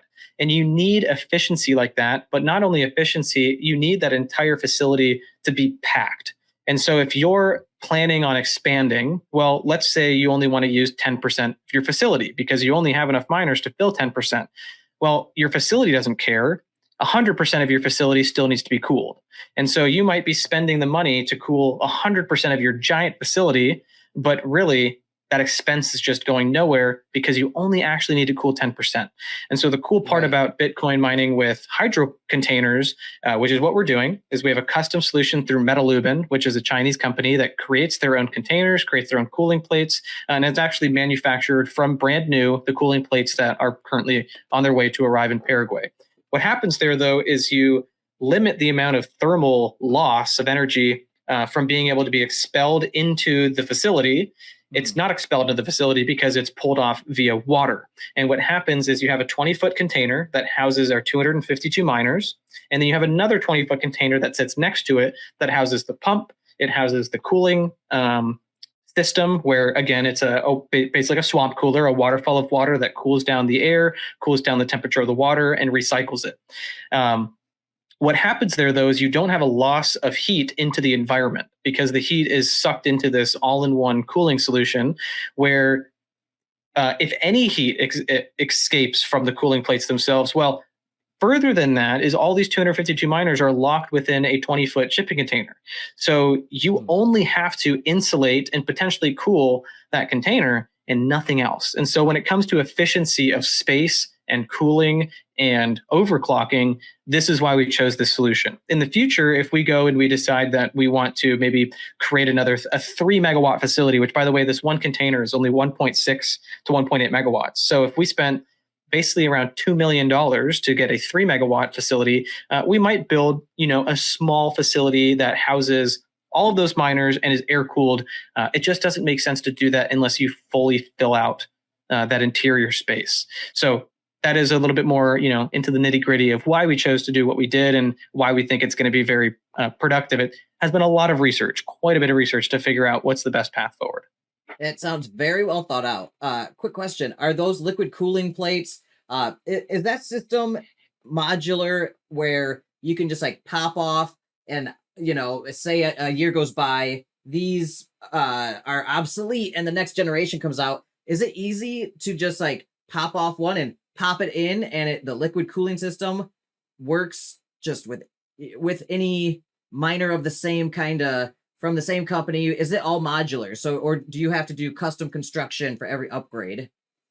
No, great question. And the reason why we chose this container is because it is 100% modular. So the way that it works too, and other containers don't even have this, each container or each unit in this container with what we've purchased actually has its own plumbing shutoff for each unit. So that means that we actually can shut off the plumbing and bypass it to the next unit next to it and replace that miner. A lot of other containers actually have a closed loop that they all feed into each other. To remove one miner, you have to turn off the entire container. Yep, and drain it. Just like a hydro grow setup, like you want valves at each bucket. Absolutely. Yeah, so you could and then like and that's exactly what it is. A bypass valve. Yeah. That's exactly what it is. I mean, they're just simple plumbing valves that bypass through the. They use some really nice stainless steel cabling and everything to sheathe the actual tubing. But regardless, it's a very, very thought out system that does allow you. You can't necessarily take any hydro-cooled miner and plug it in. But what you can do is this Metalubin company, they work actually directly with Bitmain, and every new piece of equipment that comes out from Bitmain, Metalubin's already reverse engineering, not even reverse engineering because they actually get, the schematics straight from Bitmain to create their own custom cooling solutions. And so all we have to do is if a new piece of equipment comes out that's much more effective, we wait for Metalubin to have the cooling plates. We can purchase that equipment. We can set up the cooling plates. And it's as simple as removing our current S19 Pro and putting in whatever's next, an S20 Pro Plus Max, whatever it is, right? So yeah, great question. And that was a huge indicator into how we want to do this because upgradability is massive. And even to go into that real quick, we are holding back 20% of mined Bitcoin specifically for upgrades. So that is our upgrade plan is we want hashing to start immediately. We don't want to say, hey, we're going to wait 6 months. We're going to wait 8 months, compound. No, we want to make sure that the hash rates and the rewards from hashing happens immediately. But we also understand that if we paid every single reward back to people, well, by the time our miners become out of date, well, what do? We can't have miners that can't mine anymore and also no money to upgrade them. So the whole point here is that these miners we expect to be profitable for the next about 16 months. We do have our own projections, which are all, our own variables. So we have big spreadsheets that showcase what we expect in the next 12, 18, 26, 32, all these different month projections, what the network difficulty for Bitcoin is going to be, what the price of Bitcoin is going to be, all these different factors that equal how much Bitcoin will you mine. This also happens after the halving event. And so instead of being rewarded with 6.5 Bitcoin per block mined, it's going to be 3.25. So now we have to figure out, okay, well, typically, though, 90 days after halving, Bitcoin hits new all-time highs. So we've really had to do some severe projections to kind of figure out, okay, at what point do we think we'll have to upgrade? And through that point, how much money can we set aside by taking a 20% performance fee? And we think that that'll be good enough to constantly stay on top. Okay, so I actually I have a clarification here. One of my questions I like to ask mining projects and companies is what do you have a sinking fund? What do you have a percentage that goes into a sinking fund for upgrades once machines become obsolete and need to be upgraded or repaired or replaced? And you said you have a 20% sinking fund for those upgrades and repairs to stay on top of obsolescence and to keep as profitable as possible with the latest and greatest generations of the gear. So I guess I had a terminology confusion. So the assumptions here in the white paper, it says AS performance fee, 20%. So is that 20% performance fee that sinking fund that we're referring to right now? It's not. Those are separate. Okay, so we have... okay, cool. So that 20% performance fee is team compensation and things like that, right? Perfect. Correct. All right. I wanted clarification on that because you said 20%. I'm like, oh wait, 20% is over here on the paper. Was there? No. Yeah. So awesome. I'm glad you same got numbers. You know your terms and everything. So yeah, you got 20% sinking fund here for upgrades and maintenance. You got a 20% performance fee for you guys to work your asses off to make this work. Awesome, dude. I like it. Yep. And really that 20%, that's that sinking fee. I mean, that it all ends up going back to you. And so in terms of what we reward our NFT holders, our goal here is to take 80% of net mined Bitcoin and give that back to our holders. And so 60% of it's going to come back immediately in terms of, monthly rewards that you're able to claim as wrapped Bitcoin. That extra 20% is held back for upgrades. But at the end of the day, that all ends up coming back because who wants to be part of a mining operation that lasts for a year? And you need it. You have to. If that's one of my business plan analysis questions for this kind of a business model. If you don't have a sinking fund for upgrades, you don't know what you're doing. Straight exactly. up, right? Like you have to. These things become obsolete quickly. And if you don't have dry powder on the sides for your next order, you're gonna lose out on profitable mining time. You can't like be like, oh, the new ones came out. Let's mine for the next 3 months to get the money to buy them. Right? It's too late. You've missed out on one of the best windows of profitability. You have to, exactly, because you have to be some of the first buyers from the manufacturer. And that's part of, our relationship establishment is how do we make sure that we get notified when the new miners come out so that we can be some of the first people to have them up and hashing, because the moment they all start getting delivered, that network difficulty increases. And you see it with, the case studies on this are a lot easier to see with other smaller algorithms like Cadena, for example. When the KD6 came out, when the KD6 came out, it was making like $1,000 a day in the bull market, and then now it literally is a paperweight. And then they came with the my favorite Cadena mining case study is James Pelton. All right, guys, if you don't know James Pelton's KD6 story, it's devastatingly hilarious and sorrowful all at the same time, and it's a lesson for the ages. Go listen to his videos on that. You will learn about obsolescence. It was like real quick in mining 15 grand. Yeah, like 15 grand for one of those KD6s or more. And then they ended up dropping the KA3 for like 10. And the KA3s, as they started to get into people's hands, the KD6 went from making a lot of money to literally making nothing, because they had a massive increase in performance with the KA3 by cutting that chip nanometer chipset down substantially, drawing more power to it, having better cooling. And this is just the natural progression of technology. You see it in your phones, you see it in your laptops, you see it everywhere. So we have to expect it. You have to, and I'm glad you guys had a 20%. I think is a good number for that. I've analyzed at least half a dozen companies and projects like this on my channel that do mining farms, and I think 20% is a good number for that. I think that will that's right in line with what I've heard. Some of the other projects that I think are kind of like the best practice, kind of golden, the golden standard projects right now in this space, doing that kind of stuff. They got similar numbers for their sinking fund as well. Well, when you think about it too, doing that now, 20% and setting it aside, because we expect to be setting it aside for a number of months, over a year, potentially a year and a half.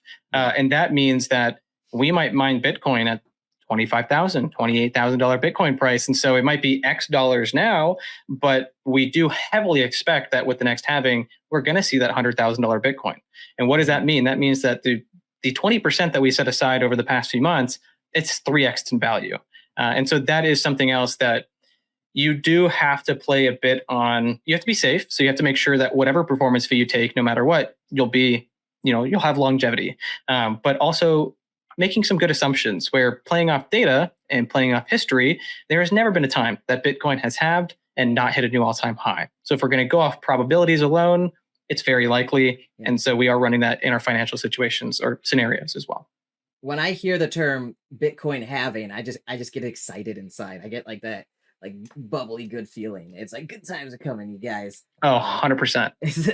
Let's get weird with it. Like things don't need to make sense. Everything's parabolic. Money's just like falling out of the sky. So Bitcoin halving, it's wild. Time, it's wild, dude. I've been on the sidelines for too many of them. I kind of participated in the last one, and like it didn't seem real. It didn't seem real to me. It was, but I saw people that I'm now good friends with out here made their fortunes just like being in the right spot at the right time in the right positions.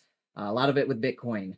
So I love it. Yeah, dude, me too. It's the American dream, circa 2023. Right. So, well, I guess it's the American Paraguayan dream now. Like Paraguay is the place to be. So super cool, man. Couple other quick questions. So you laid out what ones you're going to get.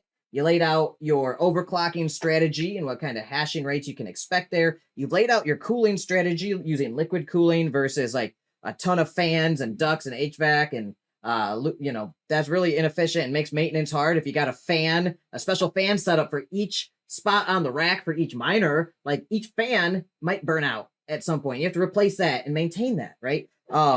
It also generates extra heat. So each fan itself generates heat. Those are little motors in each one. Now, does each spot on the rack with your liquid cooling, I know you got bypass valves on them, do they also have their own little pumps next to each one, or is it one main pump in that other container just pumping the whole system through and that's it? Yeah, it's one massive industrial pump that I did know the flow rate actually, but I don't have it in front of me. So I normally keep all those fun numbers up there. That's okay. But I don't remember the flow rate right now. But yes, it's a big pump. All right, so I don't really need the flow rate, but I guess I want to know: do you have what is your maintenance procedure for that? Do you have like downtime if that motor were to burn out randomly? Like, what would be your turnaround time to get that up and running or replaced? Do you have a redundant motor that you could put in place with like a fail-safe switchover or something like that? Excellent question. Honestly, you're coming up with some awesome questions. I don't hear any of these other mining companies talk about this, but we actually were just talking about this with our provider, of course. And what we do with, for one, we mentioned this earlier, Metalubin, which is the company that we're buying from.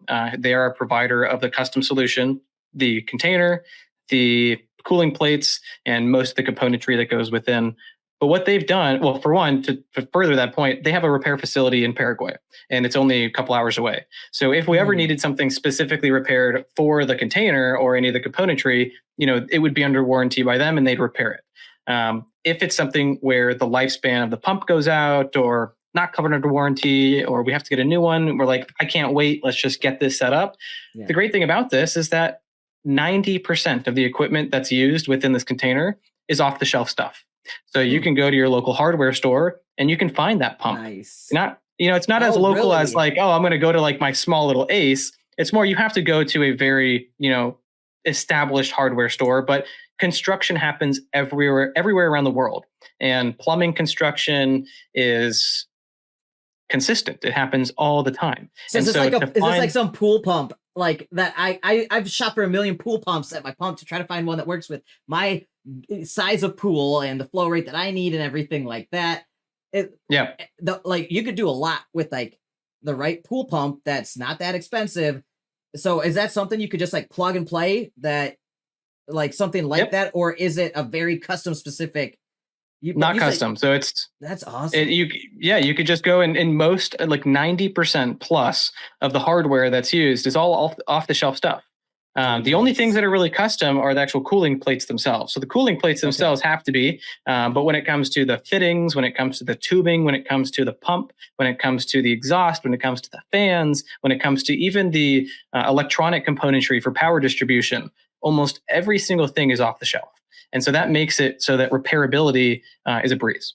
How much does that pump cost? That's a good question, but probably not a lot. I mean, a pump like that, which should only cost about, A couple $100 between 500 and 1500. I'm not sure exactly. I know it's a very industrial, high flow rate, very well made pump. But long at the same lasting time, motor, like run 24/7 for 5+ years. Like those things are workhorses. Like I had one pump that moved. It moved weight, bro. And to talk colloquially with you, that thing did work. And it was just a workhorse. It was amazing, and it moved a ton of water all day, like around the clock.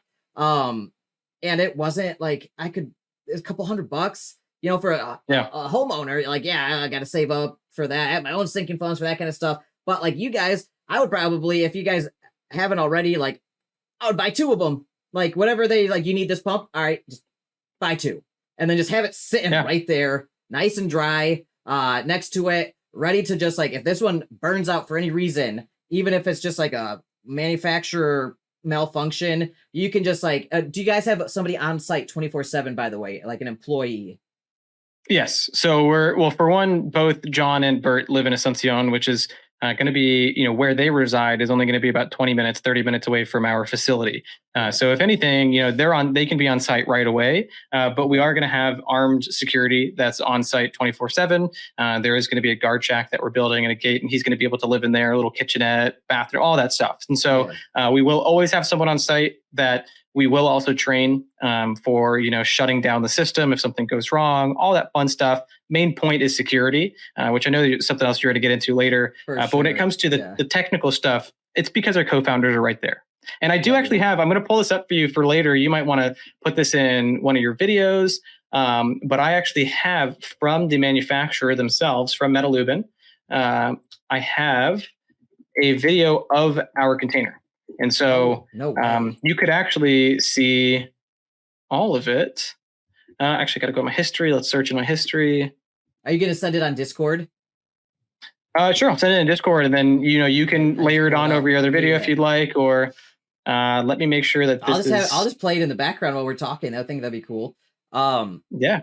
So the reason I asked this is because I know I've had to build and maintain 5.9 compliant web applications for financial services at companies I used to work for as a software engineer, and I often somehow got roped into like DevOps style like maintenance. I'd be on call for some reason. It was a weird setup. I was a software engineer, and I was like on call like once every few weeks, and downtime was killer for the numbers in terms of profitability. Like the projections are like 24/7 uptime or 5.9, 99.999% uptime or something. So with you guys have somebody on site. If this thing shuts off, say the motor, like if it kicks off, do you guys have checks in place, automated like sensors that say things are getting too hot in here, shut it all down? Like, so if the motor burns out for the liquid cooling system, do you have something in place that can say the temperature's reached critical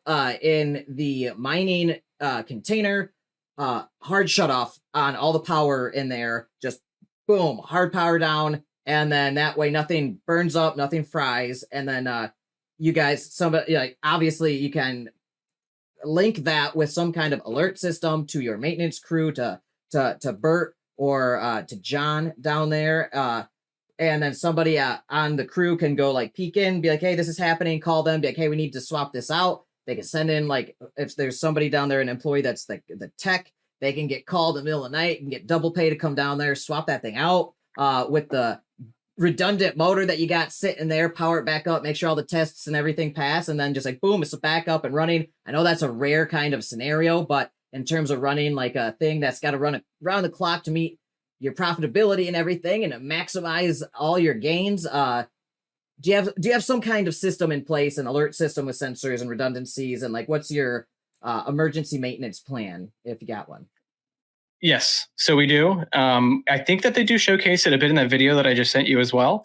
But they do have a full custom solution where it's got a little panel on it too, so you can view different diagnostics. You can really check out everything that you need, and it also connects to the internet, and so it will provide the diagnostic. Oh my God, my voice today. It'll provide the diagnostics. God, I'm going through puberty again for the 18th time. But it'll provide diagnostics to anyone that's connected. So the entire team is going to have access to the system and be able to see, is there anything going on? I mean, in live, we can check uptime. So we'll be able to see exactly what system has failed and what needs to be replaced. So absolutely. And this guy's super funny. The thumbnail on this video is hilarious. The Chinese know how to make a funny video.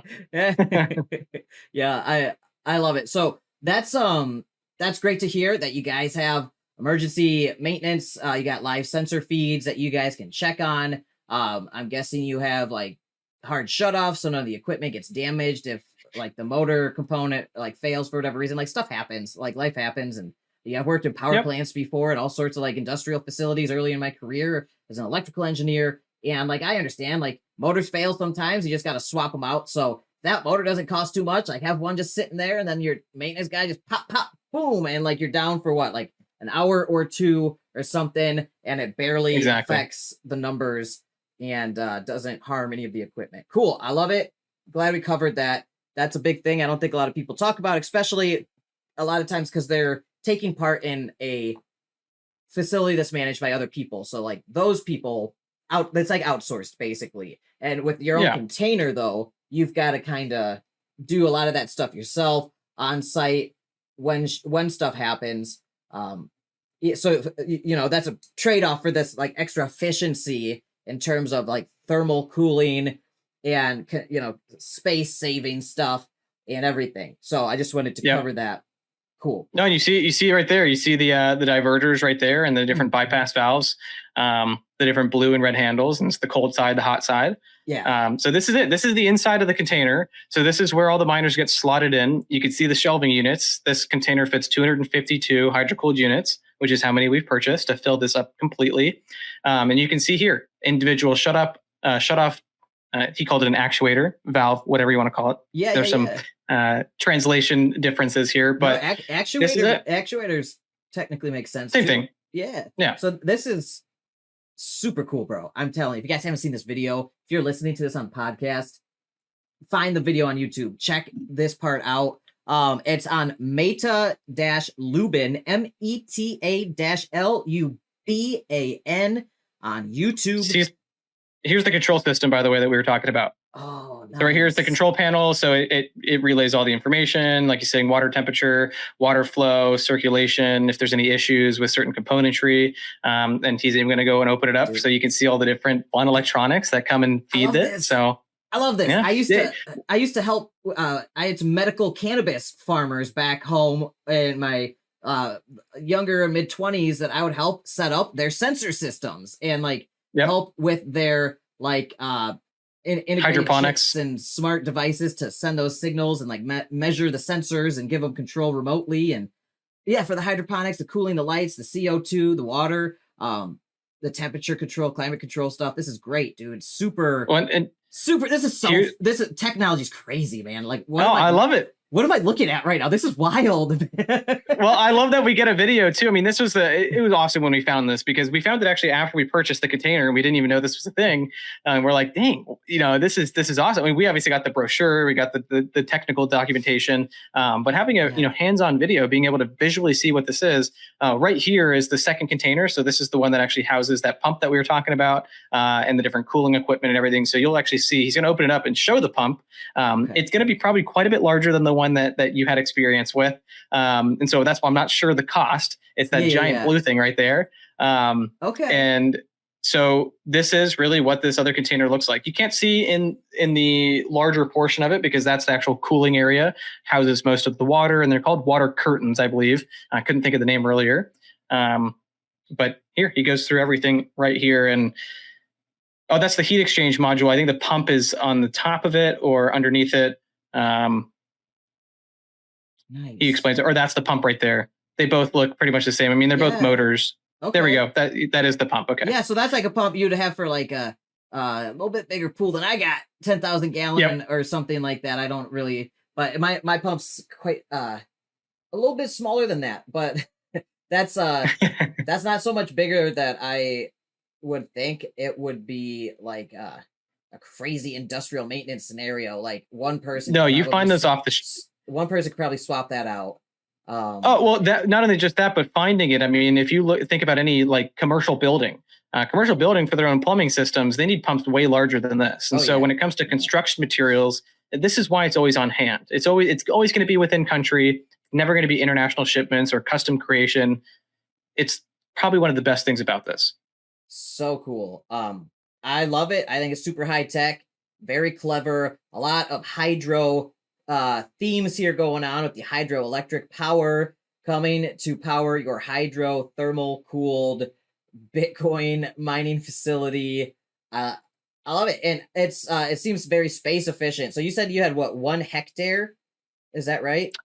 We're going to be getting 2 hectares actually. And so a lot of the space will get taken up from the antimony facility in operation. We're also going to have, like I mentioned, that guard shack, parking area, and then on the other side is where we're going to have the slabs that are poured for these containers to go on. And so that's the other nice thing about these containers, is that they're fully enclosed units. And so when you close them up and you lock them up, I mean, for one, even if someone went and cut the locks on it, what are they going to do? Go hang out inside of a Bitcoin mining container? I mean, not much they can do. But either way, that's why we have security and everything. But these don't have to be housed within a facility. You just pour the concrete slab and you lay it down. That's it. You got to pour 2 20-foot by, I believe, 6-foot, I think it's like 2.8 meters for the width, slabs. And then you put the main container and you put the cooling pump and hardware containing container. Okay. So very simple. You got about 5 acres. You said a significant portion is going to be for the antimony refining facility. And then this doesn't seem like it takes up too much space. You said 20 by 6. Not at all. For each pad. Oh, yeah. And you can fit an extreme amount on an acre. How many, if you fully scaled and built this and built as many of these as you could on the property that you guys are acquiring, how many setups like this with 1 cooling and 1 mining container, how many of those dual unit systems could you put on here? Could we put? I mean, we could put a ton. Like we could put way more than we have projected. And so that's what goes into our expansion, because we are setting ourselves up for hosting as well. And the hosting side of things isn't I'm directly related. I'm already to this. recommending people. By the way, I did my research on this cool stuff, and I'm already telling other projects, like, guys, just go buy some miners and throw them in there. They'll probably work with you. So I'm sorry if I'm out here telling people already to try to find deals with you guys for hosting, but like your setup's sick. It's one of the best I've heard so far. And we will offer hosting. It'll take a little bit longer. We do have to set up a new entity for that, because it's going to be completely separate from, our own hashing, a whole new legal structure. I mean, full contracts. Anyone that's sending us a miner, I mean, that's a lot of money. So we want to make sure that you're protected, we're protected, and everything's tied up legally. So that will come. It'll come soon. Smart. And I love that you guys know your legal stuff. I know you guys have spent multiple 5 figures on legal audits on this whole process to figure out how to do this correctly. Anybody listening, all I'm going to say is make sure for your jurisdiction that you reside in that this is something you're legally allowed to participate in. If it's not, so, too bad, so sad, or find a workaround, right? Not financial advice, Absolutely. not life advice either. Don't break any laws, you guys. I don't condone that. Thank you for that disclaimer, by the way. I appreciate that disclaimer. Yeah, I've watched all your videos, so I've heard you say it a million times. In my research and preparing for this. So I love it. And I've done my own research too on this stuff. I know how it is. That was a great video, you guys. So I'm just gonna keep playing that on repeat while we talk because it's fascinating as an engineer myself. Sure. I think this is really a very beautiful high tech setup here, and solution is very efficient. Space. I mean, this is like the modular. I would live in one of these things. I would throw one of these on my farm. I got 5 acres myself. And I have often, as a young man, dreamed like, I'm going to one day buy a shipping container and I'm going to live in it. And luckily, I ended up getting married to a sensible woman and I bought a house. So there you go.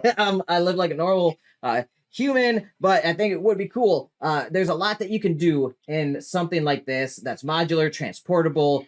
You get a lot of efficiency with it. And I think it's an excellent application of a shipping container setup.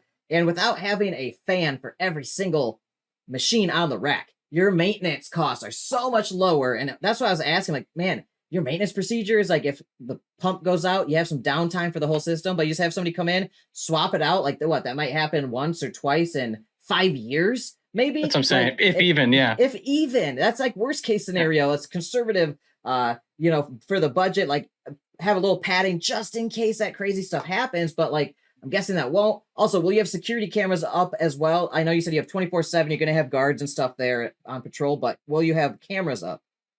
Yeah, I mean, just to explain, I'll quickly go through, what our construction process is going to be too, because we're actually about to close on this land, or we hope to very, very soon here. Okay. And then so the construction process gets started right away. And what we're doing is we're building a retaining wall around the entire facility. We might start with that retaining wall be smaller than, not the entire 5 acres, 2.5 hectares or 2 hectares. But we will be building for the facility and the size we need. We're building a retaining wall. That'll be about a 7 or 8 foot wall with razor wire on top. Wow. Not because the area is bad. It's really not. And actually the area we're mining in, there are other 20, 30, 40, 50, 60 megawatt capacity farms right in that same area. And so it's an awesome area for this. It's been proven. We don't expect there to be any security issues, but at the same time, that's common practice, right? Everyone, if you're housing millions of dollars worth of equipment, just get it in there. And so we're getting between 6 to 8 foot wall, razor wire on top. Going to be impossible for someone to go over that. A big gate that, except for the deer and coyotes and bobcats in Central Florida. Let me tell you, they can jump high as hell. That's where you're getting. Do they do that in your property? Oh yeah, hop over your fences. So we've priced out 8 foot fencing with barbed wire on top for all 5 acres. So I'm actually very familiar with some probably projections and estimates that you guys put together. It's not cheap, so I understand you guys doing it strategically as you expand it. I think that's smart. So cool. So you're gonna have the huge walls with the barbed wire, and then also I'm guessing you're gonna have security camera systems set up in place. Automatic fence, security system. You're going to be a guard desk and guard shack. Really, that's going to be someone's going to be there on staff 24/7. There will be top-notch security. I mean, everyone on the team loves technology. We're going to get the best of the best in terms of digital surveillance, so that we could always keep an eye, no matter where we are in the world. I could just go on my phone and I can go look at our mining farm and make sure everything's good to go. And so that will stay consistent. We're going to have backup generators on site as well. So if power ever does go out, we'll have natural gas backup generators. Nice. That is, we're still determining exactly how to use those. Is that going to be used to keep production up for the antimony for the person living on site? Or it is more expensive than 3 cents a kilowatt hour in terms of the cost of that natural gas to feed the generator, but also the downtime of having the containers turned off. It might make it worth it to, have any little bits of downtime be taken over by the generator. So we'll have to see.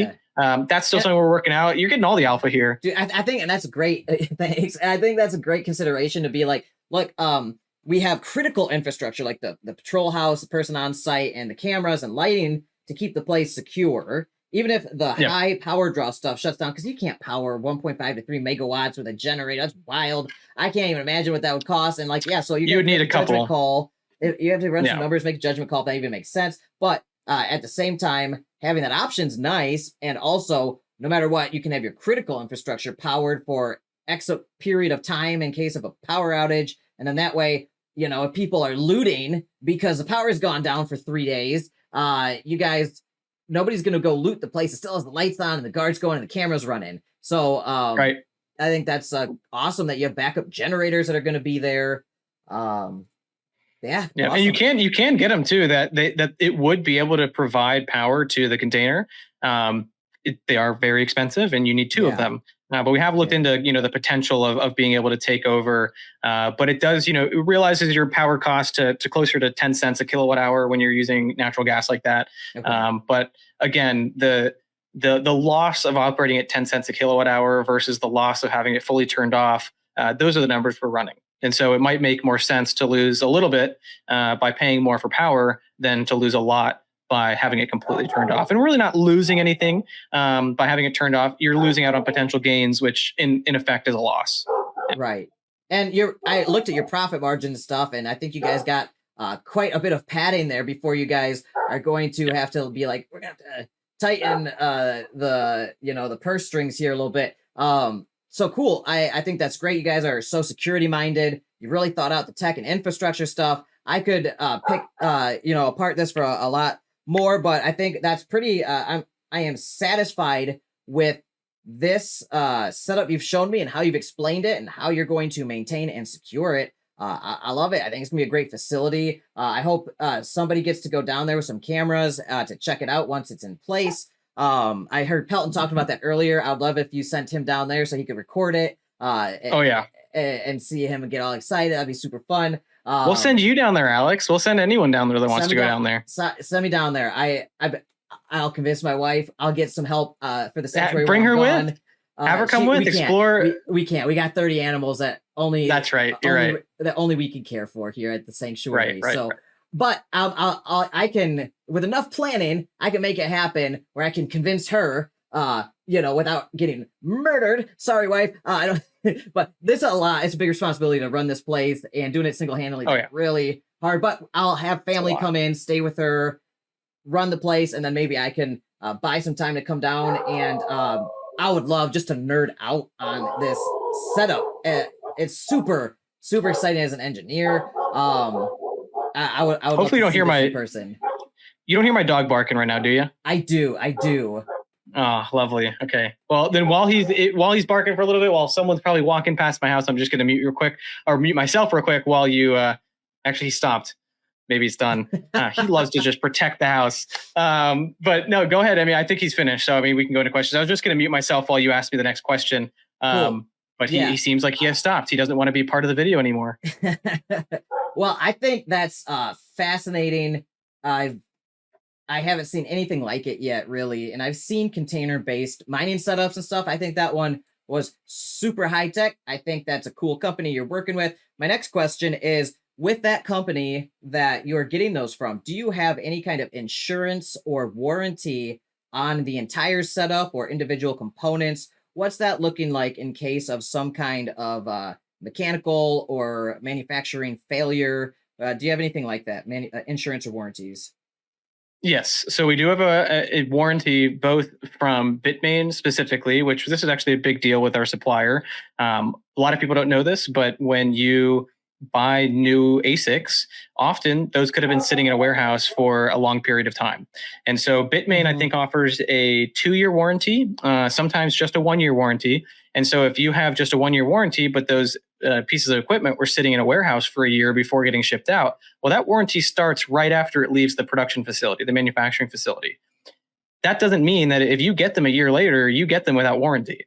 Luckily, we got ours with warranty. I believe we have 2 years warranty left from Bitmain specifically. So if we ever have an issue with the actual control board, with the ASIC itself, the thing is about this though with warranty, which I will say, and I learned this was new to me. You never actually want to go through oh my God, my voice again. You never want to go through the Bitmain warranty. It's talking all day today. I've been in AMAs all day. I think I'm losing my voice. You're going through some changes, Tyler, and it's totally I'm going through some changes, right? It's totally Bitmain, though, they take forever when it comes to warranty stuff. So most places do, yeah. Well, it's not that they take forever. It's that they take forever when they don't actually give you your equipment back. So when you have something that has a warranty issue and you want to send it to Bitmain, you send them your equipment and they say, oh, thank you for sending this to me. I'm going to give you an in-store credit. Right. And so they don't repair it. They don't send it back. They give you an in-store credit, which for most people, you're like, okay, well, I'll just buy a new piece of equipment. Or put that when you go and buy that fund or something, or yeah. Sure, but you want to get your operations back to where they were before that piece of equipment failed, right? And so when you get that new that in-store credit, you, for one, when you purchased all of your miners for your container, you got economies of scale. So you purchased those miners out of a batch of 200, 300, 400. Now you're going to go try to buy one and your cost is going to be higher. 2, you're going to have to wait for shipping. 3, you very well might get sent a miner that has been sitting for a year and has no warranty. So I have never heard, through a lot of the research we've done, of anybody having a good experience with Bitmain's warranty. So the big deal for us is the fact that we do have a Bitmain certified repair facility. So if you don't want to send it back, Bitmain does have a repair facility in Paraguay at Ciudad del Este, which is only about 2.5 hours away. And they will repair anything that can be repaired. So if they need to replace a chip, if they need to solder something, they can do that there. But further than that is Metalubin themselves. So with the container and with the cooling plates, they also have a repair facility in Ciudad del Este. So they would be able to repair anything in regards to the cooling plates, in regards to the plumbing, in regards to the container. Further than that, even more, the project partners of ours that have over 25 megawatts currently have built over 50 and are looking to establish a new 25 megawatt facility doing our construction. They have vertically integrated everything. So they're both Canadian partners. One of them lives in Paraguay now. One of them lives in Dubai. They're very, very successful, and they have done over $100 million worth of mining equipment. In doing so, they have vertically integrated everything into their brand. So they own their own construction company, they own their own repair facility, and they own their own mining farm. So they have the ability to repair anything that we need as well, and will most likely come at a better cost. And they've already gone through the learning experiences and, you know, the downsides of having an operation like this. And so if we've got a question and we're like, oh my God, what happened to this miner? We're not running around like chickens with their head cut off, because they've gone through it and they know exactly what the solution is. And you said they're your partners? Yeah, so we have partnered up with them because our supplier, A6Z, Ethan is the founder there. He's an awesome guy. We're very well connected with him.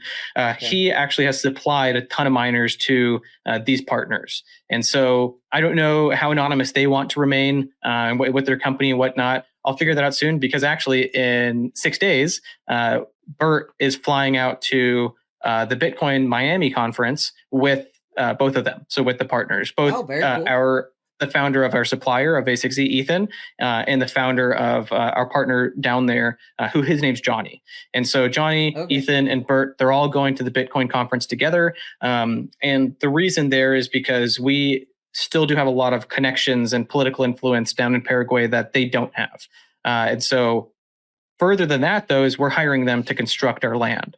So they have a vested interest in our operations because we're hiring them to construct the land, and we're also going to help them out a bit in terms of, you know, getting deeper involved with the current administration and the benefits that come along with that. So that is kind of how that all works out.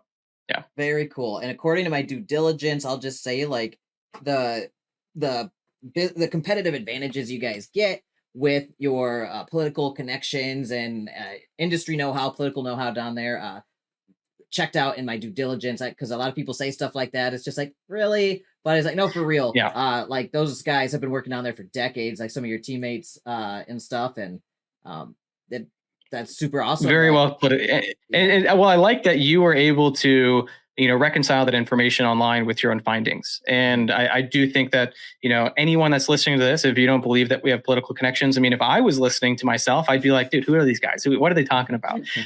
But we really do pride ourselves. And I hope everyone can go ahead and corroborate that by looking into, you know, some of our partners, specifically Bert. He's just got a wealth of experience when it comes to being politically connected, especially in South America. For sure. And for those who don't know, a lot of my longtime viewers know this. I'm part of so many different investigation groups for blockchain crimes, kind of like vigilante stuff. I'm not doing anything wild, but like, I do it for fun. It's like mystery work for a software engineer, for forensic accounting. I love it. I love looking for different rug code, how people are trying to steal money, where the money flows to, how they try to wash it through traditional business ventures and offshore accounts and things like that. And venture capital startups. It's all sorts of crazy stuff. And I have identified and found all sorts of criminals out here and sent anonymous tips to the authorities and federal agencies for like hardcore thieves. I'm talking like millions of dollars people stealing. I'm not cool with that. Like, don't steal my people's money. I don't like that. So I do that kind of stuff for fun. I'm really good at tracking people down just with a computer. So that's. Oh, we talked about that all yesterday. Yeah, I know you are. Yeah, that's. Yep, I know you are. So I did all sorts of background work on you guys and found all sorts of stuff. And I was at the end, I was like, oh, that's pretty cool. Again, but it checked out, and everything you're saying. I'm saying that so you guys understand. Like, I did 30 hours of due diligence on this, and I went through all these guys, and it seems like they have a unique set of skills that makes them very uniquely positioned to be able to find such advantages in such places, and that's cool that your business partners are also benefiting from that and allowing you to have positions to negotiate from that otherwise you might not have. It's very unique. And I just want to say, I know it sounds funny because we hear all sorts of crazy stuff out here in DeFi, right? A lot of these projects, especially you and I, came from like node and rebasing season back in the day. We heard the craziest stuff people were saying, like absurd, buying islands, starting plane, the air, we're starting airports and airlines, and also like really, like I've heard it all, right? Stuff that made me go like weird, and you're like, we got political connections, bro. And most people would be like, that's suspect, but like I did 30 hours of due diligence, and like you got political connections. So that's why I wanted to say all that, just because I don't want people to think this is another kind of funny sounding thing where you're just making stuff up to get clout or credibility. Before you come on my channel, I put you guys through the paces on all that stuff, and it was super cool, super interesting. A lot of fascinating stuff. I won't get into it. I don't like putting people's information out there, obviously. I'm very private when it comes to that, but well, anyone that wants to do the research can find out exactly what you found out. And I mean, to put it simply, the whole reason is because we have some members on our team, specifically Bert, that are government connected. And so when you're part of the government in any country, you get connected with people in power in other countries. And so that is really what has led us to be where we are. And just to kind of touch on the immediate sense of that, Bert was just actually with Santi Pena when he won the election on election night, partying with him and his administration, and he was just playing soccer with him and his family a week prior. So, dude, what? Yeah. That's wild. So the guy in your team's out there playing soccer with the president and his friends and from Paraguay and partying it up with him when he won the election. So I want you guys to understand what was just said now. That's a wild thing where you got a teammate that well connected that he's sitting there partying with the president of the company you're doing business in, president of the country you're doing business in, and playing soccer with the presidential family just on a lazy Sunday kind of. I'm just gonna go hang out with the president and his family and kick around. Well, it was when he was candidate. He was president elect, so he wasn't the president yet at that time. Okay. So maybe his time has become a little bit harder to schedule down. But actually, since he got elected, Bert has had one extra meeting with him, and we'll see how many we can have. I mean, really, they appreciate too the foreign investment that's coming into their country, especially as we kind of talked before, previous administration versus the new one. There's a lot of benefits to them being able to incentivize this type of thing, and so.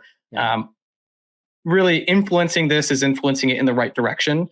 Bitmain has already been directly influencing administration there. So the further they get along, not just having a big company influence, but also smaller people, which we're not anywhere close to the size of Bitmain, but we are still, foreign investors coming in and providing an awesome solution that brings economy to Paraguay. So I'll leave it at that. If you'd be so kind, sir, would you mind asking Bert if he would just shoot a quick text to Senor Pena and ask him if he'd like to come on to the very popular YaBonks show to be interviewed about the Bitcoin industrial revolution happening down there in the land of abundant green energy of Paraguay? I think it'd be a really cool episode. So, just maybe planning something like that. I'm not actually joking here. Being able to get enough influence, if like technically you could get on a stage, put him in front, that is something. I mean, I know that this new administration is very, very interested in incentivizing people. Yeah. And so I know that you were joking there, but I'm not there's some joking. merit to Actually, that. I'm 90% serious, 10% joking, just in Okay. case you're like, you're crazy, bro. I'm like, oh, I was joking, but no, I'm serious. Let's do it. I'm so down. Let's see what happens. Love to interview the president of a country that is at the forefront of the green crypto decentralized finance revolution. It's just, that would be the coolest YaBonks show episode ever today. That would be, of course, except for yours, Tyler. Of course. But that'd be awesome though. For real, that would come after. So ours Yeah. is the best until that happens. Right? Exactly. And of course, I would give you guys a shout out during that one, and that would be super cool. So I want you guys to understand what just happened there in that little transaction between Tyler and I. Like, do you understand? These guys are tied to literally the president of Paraguay in a very friendly relationship between team members and the president there.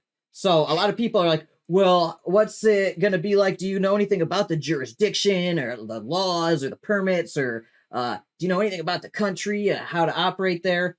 I think you guys are okay in that department, don't you think? I think so. Yep. Awesome, man. That's such a cool thing.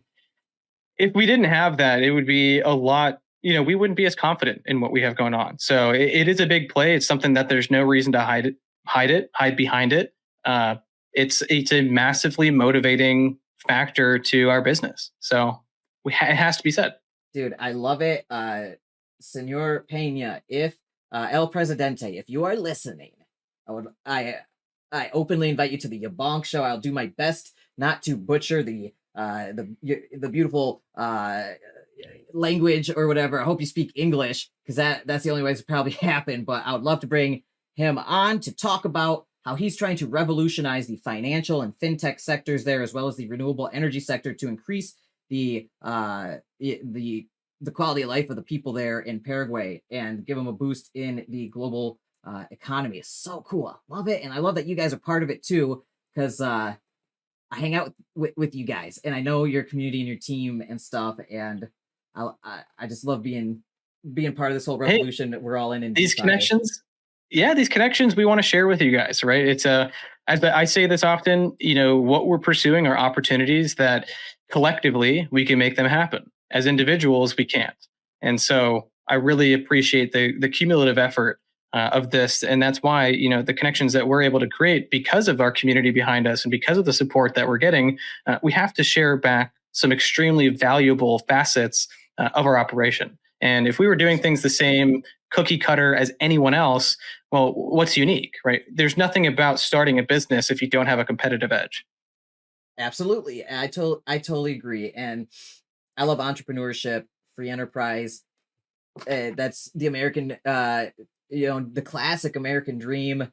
And, it's something I really believe in wholeheartedly. If you watch my show and my live shows, I pontificate upon entrepreneurship all the time. So I'm loving that you're doing this on a global scale with really interesting people and technology. Now, for all of us who might want to get involved in this and be a part of what you guys are doing with Alpha Mining Company, and we can get into the antimony engineering stuff. Like you really covered it really well with your facility and how you guys do it. Check out Bert's interview as well. Maybe I'll bring him on sometime to pick his brain about the antimony facility, because it's fascinating, and he's got some really specialized knowledge that, again, gives you competitive advantages I don't think many people in the whole world have. I also know some other companies doing antimony mining on the other side of the planet. I'd love to put you guys in touch with them and get you guys talking and see if there's some synergies there, because they're also in the shared DeFi community we're in. And I think there might be some cool stuff you guys could do there too. We'll talk more about that later. So with let's do some projections. None of this is guaranteed. This is all just like, if they do so well, they might kick back some bonus gifts to people who hold NFTs, just as additional perks of being part of the community, part of the club, if you will. So if I'm part of the club, I'm holding one of these AMC reserve rewards, or reserve NFTs. What kind of rewards would I be looking at with like the current numbers? I know the white paper is a few months outdated. Bitcoin's gone up. The difficulty's changed a bit. The amount of miners you bought is slightly different, but you also got some different efficiencies now.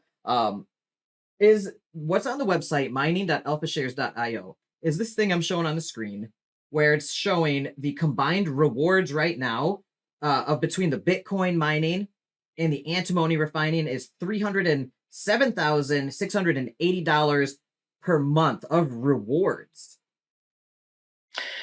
So this is the hot topic, right? This is what everyone wants to know. And I will, and as I always have been, I'll preface it with, I can't give financial advice just as you did. And these are not promises of return, right? But what we are doing, as I even kind of said this in the beginning, we're a business, and everything that we're doing here is to leverage our abilities as a team to find extreme value in the different things that we're doing and to extract that value. And that value typically comes in the form of profit and in the form of success from a monetary perspective. But that profit and that success is to our company. And what happens is after that, we're able to say, because we've been able to establish this and create the success and create this cash flow, we want to give back to the people that enabled us to create this. And so again, no promises, but we are going to be giving a substantial amount of the money that our company makes. We're going to be buying Bitcoin, wrapped Bitcoin, either converting the mined Bitcoin that we have just straight into wrapped Bitcoin and sending it on chain, or from the antimony business, taking the profit there, buying more wrapped Bitcoin and allowing people to claim it. And so, yes, in here, our original projections, it was looking like after we sell out both our reserve collection and our tiered 4 tiers of our base collection, we'd be projecting about $300,000 a month in rewards that would be claimable across all wallets. What that means, though, or what we have since come to, is that this might be more of a minimum. Where that's good. I love conservative estimates. I think it's a good accounting practice, GAAP standards, International Financial Accounting Board standards, good stuff. I love conservative estimates, but I also like, once you give me the conservative, give me the wildly successful, knock it out of the ballpark estimate, and then also give me like somewhere average in the middle, like what you kind of realistically think is going to happen. So give me all 3 of those, if you will. So continue on, sir. Sure. So first I'll start with the antimony refining because that stays consistent. So what we denoted is that with our original capacity in the white paper, which was taking 40 tons of ore and processing that, we were assuming that we were going to be making about $114,000 a month that we could take from our company profit and basically just buy Bitcoin and allow people to claim it. So it's not directly related necessarily to the it is, but as a holder of the NFTs, you're not receiving income before the company does. We were going to go and take $114,000 worth of profit, and that was going to go and be claimable as wrapped Bitcoin. That was with 40 tons a month. With our most recent, updates that we had that I went into, is instead of having 1 furnace, we're going to have 2. And that means that we're going to be able to process 80 tons a month. Sick. So that in essence doubles what the output is, which in essence doubles what the profit is. And that means the profit margin is probably even higher because you've already have your fixed costs for the other equipment and everything. So your variable costs probably go up slightly on the rest of the operation. Economies of scale too. Yeah. So like your labor costs go up slightly, and so does your electric costs and everything. But like realistically, you plug in another. You said another furnace was the limiting factor. All right, so you buy another furnace, you plug it in, and you double your output essentially. Yep. Wow. Well, and so that means that very well the amount to be distributed out of antimony refining, it could be double what that is right there. And so obviously, these are estimations, these are not promises, but that could be double. And as well, we talked about the difference in our effectiveness of purchasing Bitcoin mining containers, or Bitcoin miners rather, which originally we budgeted 1.5 million to create this initial return that's here. But now we've spent on 75 or 750,000. And I actually looked yesterday, and with the 252 miners at the 170 terahashes that they should be running at, the profitability actually was $99,000 a month. And that's just off of half of the investment that we've projected in here. Oh, and so in essence, really both sides of the project look like they very well could double, which would reflect back here. So wait, let me try to sum this up. For you're a fast talker, you're throwing a lot of numbers around. So for somebody just figuring this out, like me for the first time, although I've already done all this research, but I'm going to pretend like I'm coming at this for the first time, all right? So for those of you trying to figure out their projections in the white paper for the antimony, they found a bottleneck in their production, and they are going to double the furnaces, and it's going to literally, so 2 furnaces then, you double your output. You're going to have 80 tons per month of antimony, potentially doubling your profit of up to $228,000 per month just from the antimony side of things, distributed to 3,000 NFTs. Potentially rewards, perks, blah, blah, blah. If everything goes well and you guys are feeling generous that day, you might kick back these in terms of rewards. So in that kind of a situation, that'd be like $76 in rewards just from the antimony side, which is only available, by the way, to this kind of like Founders Edition for the Alpha Mining Company, the reserve NFTs, if you will. I said Founders Edition. That's my term I'm throwing in here because it's like the Generation 1 Alpha Mining Company NFTs. These reserve NFTs give you the antimony exposure. The other later phases do not. Is that right? That's correct. So only the reserve round will grant you access to the antimony refining. And there's only 3,000 of these. So 3,000 of these reserve AMC reserve NFTs will get you exposure to that $228,000 per month potential rewards, bonus perks for fun, for funsies, as they say. And that would be, according to my handy dandy little cheapo calculator here, $76 a month. If they're feeling generous that day, like I said, and we're fortunate enough to find that in our staking pool, and we're in the right country to be able to harvest and claim them, then $76 divided by, I don't know, what's 1,000? That's like 7.6% of 1,000, the cost of one of these NFTs, all right, per month. And that's just antimony. Now let's talk Bitcoin again. So you said the numbers here are projections on 305 miners for the Bitcoin miners, with assumptions based a couple months ago on the difficulty and the price at $22,000 of Bitcoin. However, now we're more like $26,000 of Bitcoin as of today. We've been hovering around 30,000 though, realistically. And I think when everything's pumping, chugging along, Bitcoin's probably going to be closer to higher numbers because the halving's approaching. My opinion, not a financial advisor, but check into it. So with all that being said, you got how many 200 and what miners right now? 252 miners that will be at 170 terahashes. So that immediately brings up the initial Bitcoin hash rate, which this doesn't include the Kadena hash rate. But again, the initial Bitcoin hash rate of that 39,000 would have cost 1.1 million. We then budgeted another 400,000 for Kadena KA3s for a total investment of 1.5 million into the Bitcoin side of things. What we've now done though is we've spent only 750,000 for 41,000 total terahashes, which, as I stated yesterday, I looked, and the profitability was around $99,000 a month, just off that $750,000 investment. Gross. We still have more to increase capacity. So you said, was it 207? How many slots from ASIC miners do you have left in that container that you can fill? None. So we'd have to buy another container. Okay.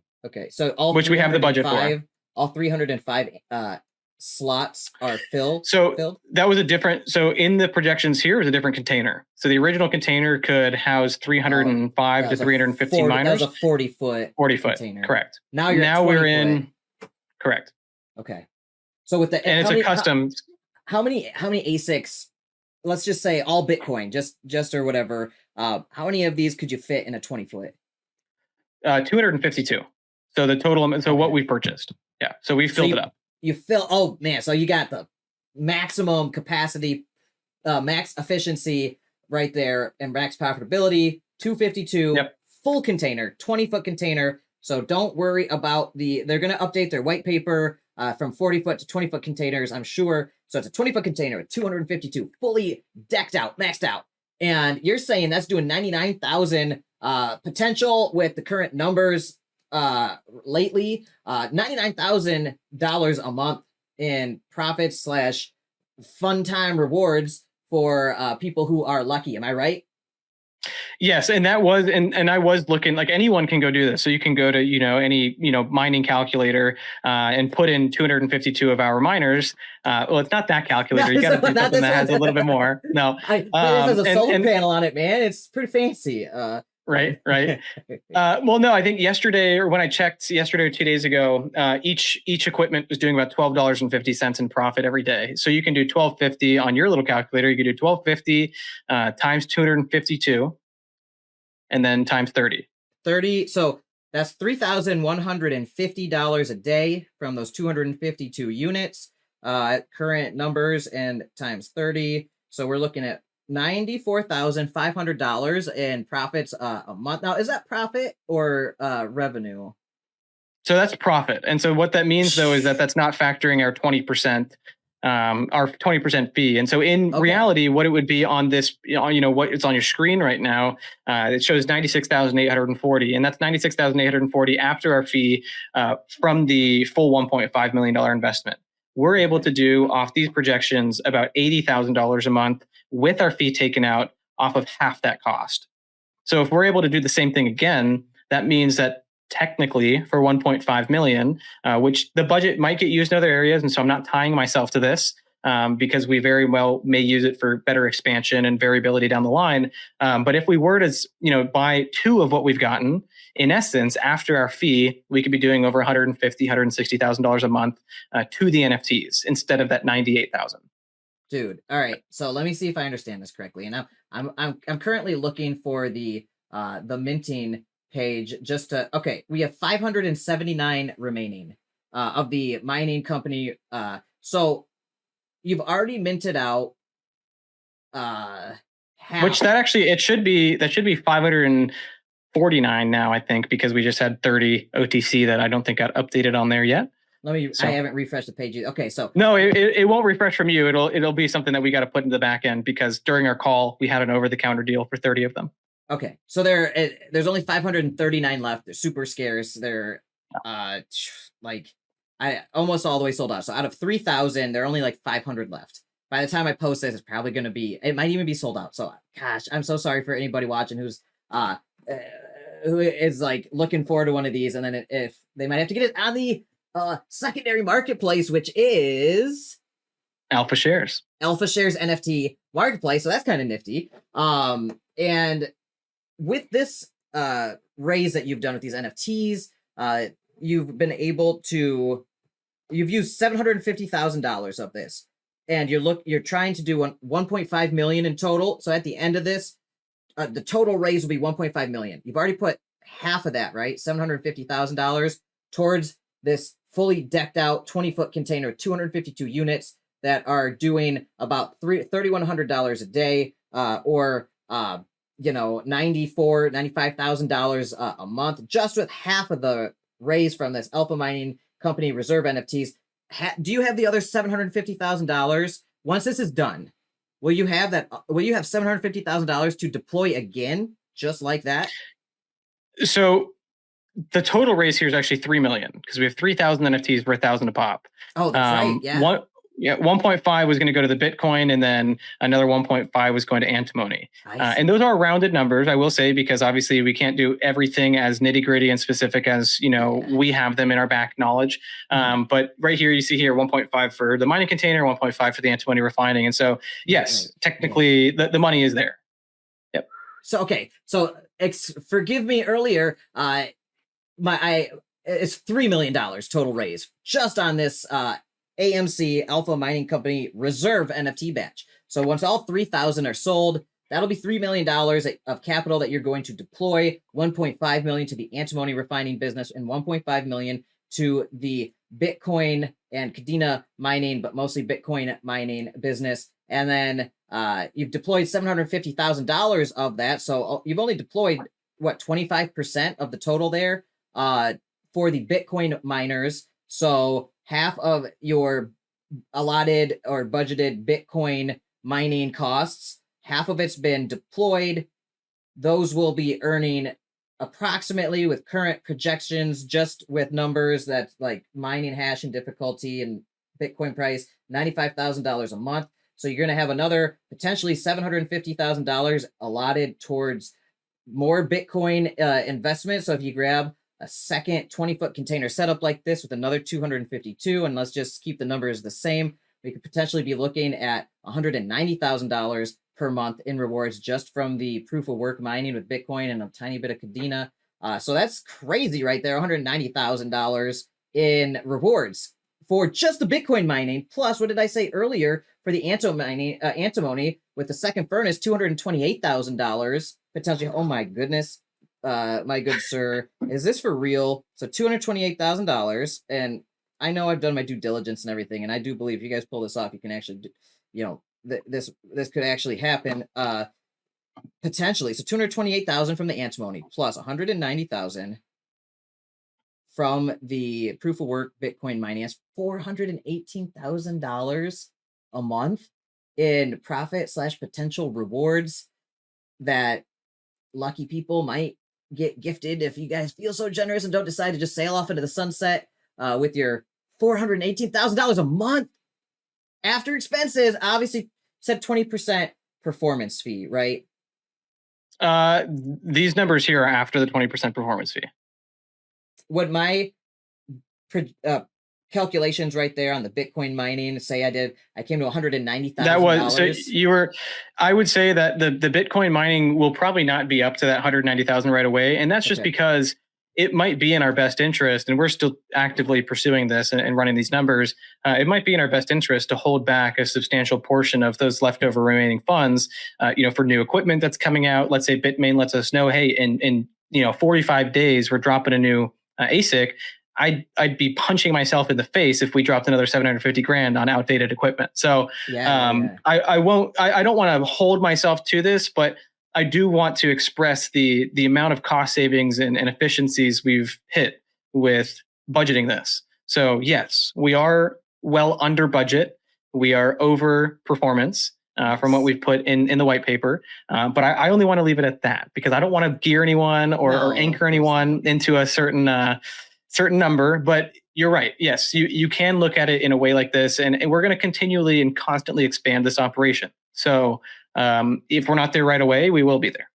Okay, so just to kind of see if I understand your thinking here, potentially the other $750,000 that you're looking to deploy towards the mining side of this capital, we're looking at a strategic deployment where you're going to kind of hold steady and see what the whispers amongst the mining manufacturers are, if they're going to drop their latest generation and immediately make everything obsolete and you have to pony up and get new miners to get the maximum profitability. So just in case, to prevent that kind of risk exposure, you're going to hold a little bit back. Will you deploy some of it for another container and another cooling container with that and the infrastructure to set all that up with the racks and the thermal plates that are what you said, $700 a piece times 252. Are you going to deploy that capital to have it ready so that way you can fill it or even lease that space out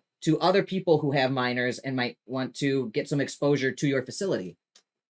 It really just depends. So we're looking at all the above. We wouldn't purchase the cooling plates before we purchase the equipment, but you can purchase, the containers. So the containers, they come with everything.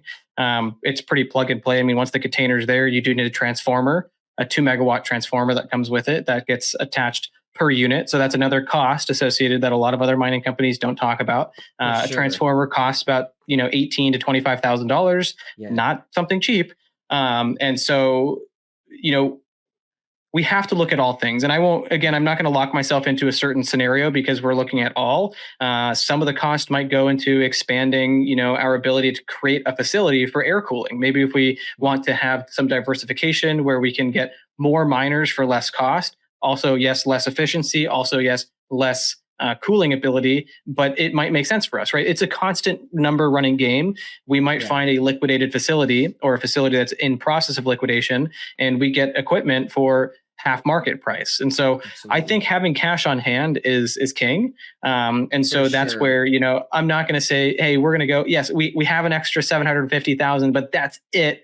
We're not going to go and take that and waste it all, not waste it all, right? But invest it all and not have cash on hand. Absolutely. So these are things that we're constantly running scenarios, determining what's going to be best. We won't know until we get there. I think that's a really, you explain that situation really well and why it's important to try to keep some cash on hand as a business or as a person because when opportunity arises, you can often find opportunities that if you have the cash ready, you can capitalize on those opportunities that you might never otherwise have the opportunity to get into at discounts and things like that strategically. So, okay, so you're going to keep the other bit of capital on hand strategically. I like that. That's totally cool with me. I don't believe in putting all your cash to work. I believe in putting a lot of it to work, but also cash on hand is, in my opinion, putting it to work as well. You're waiting for the opportunity to use it to an even greater effect that would even offset and surpass what you could have been mining that whole time potentially with that money. So I like that. Cool, man. Are those thermal plates, the cooling plates, are they specific per each ASIC miner? So like each ASIC miner has a custom cooling plate for it. And then if you do upgrade, do you have to get a new custom cooling plate for the next ASIC model? That's correct. Yes. Okay. Good to know. So that's really great to know. Awesome. Well, I think that's great. So you're going to even, for me, you're analyzing a business plan. If you're able to keep $750,000 potentially cash on hand in reserves, that's a huge safety net, in my opinion, for your business. And so I check that as a good thing, not a bad thing in my analysis here. So cool. So let's just minus $95,000 from my projection. Also, so you're saying this is your profits potentially. Is this fact? This is after your expenses, taxes. This is after depreciation, and is this after everything? Your income, at your performance fees. So if I have $323,000 per month, just based on our like loosey goosey on the fly projections, just for fun, based on whatever's happening these days, 323,000. And that's after performance fees. That's after everything. When you double the furnaces and you've deployed this 252 miners, fully decked out 20-foot container, chugging along, and then you have 2 antimony furnaces running, $323,000 a month. That's literally after all expenses, taxes, everything. That's correct. I mean, when it comes to depreciation, the only thing that gets depreciated is going to be some of the antimony equipment, and the structure that we have in place for our fee and what that looks like is a lot more. We have a lot more margin on the antimony side of things because we need it. It's a very intensive with a lot of overhead company. We have employees. We have a lot more that has to happen. And so the number that we're giving here is a very conservative estimate about the profit that we can generate through that company alone. Because yes, there's a lot more that needs to be done in terms of taxes, depreciation, payroll, all that stuff. When it comes to depreciation, though, for ASICs and the Bitcoin mining stuff, well, those really don't depreciate. If Bitcoin goes up in price, they appreciate. And so that's actually another part of the play is for upgrades. It's not only around, can you set aside cash to upgrade? It's also, what is your upgrade plan? And part of our upgrade plan is storing those 252 stock cooling units. So what happens is these S19s, they arrive at our Metalubin facility, which is who creates the container. And then there's workers that they pull off the stock coolers off of all 252 units and put these custom cooling plates on there. And what that means is, though, that we're going to store those stock coolers, which when we want to sell the equipment, like I said, we bought those for about, I think, $1,750 per item per unit. Those very well might get up to $2,500 a miner if Bitcoin's flying past 50,000, 60,000. Maybe they'll even be $3,000, $4,000 a miner. And now we can go and say, okay, yes, it's going to cost us $7,000 a miner for these new miners, but we can liquidate all of our current ones for 4 or 5. And we've set aside cash over the past 12 months where now we can get, fully refresh the system with these very high output, very effective and very efficient miners. You're still playing a game though, because when you do that, you also want to keep some of your miners that you bought at $1,650 because your cost basis there is so low, and you are expecting Bitcoin to kind of hit new higher lows. But let's say there's a black swan event and Bitcoin goes shooting down again. Well, you just spent, you turned in all your miners that you got at, below $20,000 Bitcoin price, which is, where we pretty much purchased ours. And now you're going to go and refresh them with, equipment that you're spending $7,000, $8,000, $9,000, $10,000 that if Bitcoin shits the bed, that equipment might be worth 2, 3, 4. And so you're always playing a game, and you always have to diversify and make sure that you're not putting all your eggs in one basket. Yeah, I totally agree. And so with this projection though, this number that I got, let's say that includes the 20%. That's everything. That's everything. Sinking fund. That includes performance fee. That's not. That might not be accounting for. Well, it just depends. I mean, the way that the accounting works is that 20% sinking fund. Let's say you're projecting out a year from now. Well, then it's going to take into account the upgrade, the fund set aside to upgrade. And so what we want to do is, I don't want to get too confusing on the white paper and be like, okay, we're going to have this cash flow, this much setting aside for this period of time. But so yes, this doesn't include the 20% that's set aside. But that 20% that's set aside goes back into more miners. And so in the end, that cash flow comes back. No, and absolutely. so it's simplified here a bit. Absolutely. So I'm just trying to get an idea of like your actual company profitability and stuff like that. And I mean, it's already off the charts, right? It's wild. Crypto's super cool if you know what you're doing. So it sounds like you got a great plan. Even if you put 20% of these rewards back into the sinking fund, which essentially is, and just the Bitcoin too. That capital goes it's not to the work, antimony, right? Like it's like 20% gets compounded, if you will, into the system itself to keep the rewards as high as possible. We've all played that game. Am I right, you guys? And this is on like a very physical and what I would say is very important, because Bitcoin network's the most important, in my opinion, for decentralization. Awesome. So 20% for that, and then your performance fees are already factored into these projections. The 20% performance fee, right? Yep. So if anything, you can drop the Bitcoin side by 20% to see like immediate cash flow, because that other 20% would be kind of set aside. But it's just the Bitcoin again, so it's not the antimony refining side of things. So yes, there would be, out of this cash flow, 20% of that is going to be set aside for to go back in the end. So if you really wanted to see a spot cash flow perspective, you got it right there. $303,000 into 303,200. It's all ballpark estimating everything. So it's like, let's just say 300K a month after the sinking fund for upgrades and maintenance and stuff. Also, do you guys have are you guys looking to put any of that, sinking that back into retained earnings for future business expansion or extra cash on hand, anything like that, marketing purposes, or is that already factored out from your initial projections?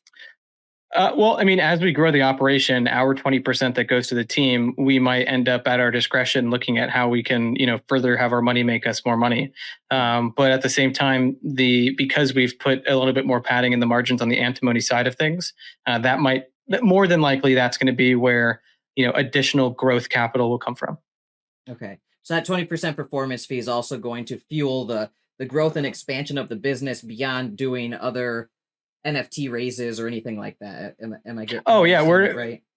There's, after we do these AMCR and AMC, those 4 tiers that we have outlined, there's no reason for us to go and raise another NFT raise. So it's going to be chugging along from there. There, is a lot of private interest that we have. Maybe we'll expand from a private perspective, but we can be self-sustaining and expansionist with just the raise here. So it should be. We want this to be a continually improving and expanding operation. Awesome. Off of its little nest. And that's what I'm looking for with your business plan, is like, are you going to be able to break out a fundraising mode, become profitable and self-sustaining and expansionist, to use a term from one of my favorite games, Civilization. You're an expansionist, Civilization. Will you be able to take off from there? And it sounds like, according to these numbers, you will. And these do seem like conservative, as crazy as this sounds, you guys. These do seem like conservative estimates from what we covered earlier, especially with the Bitcoin projections. This is bear market stuff we're talking right now.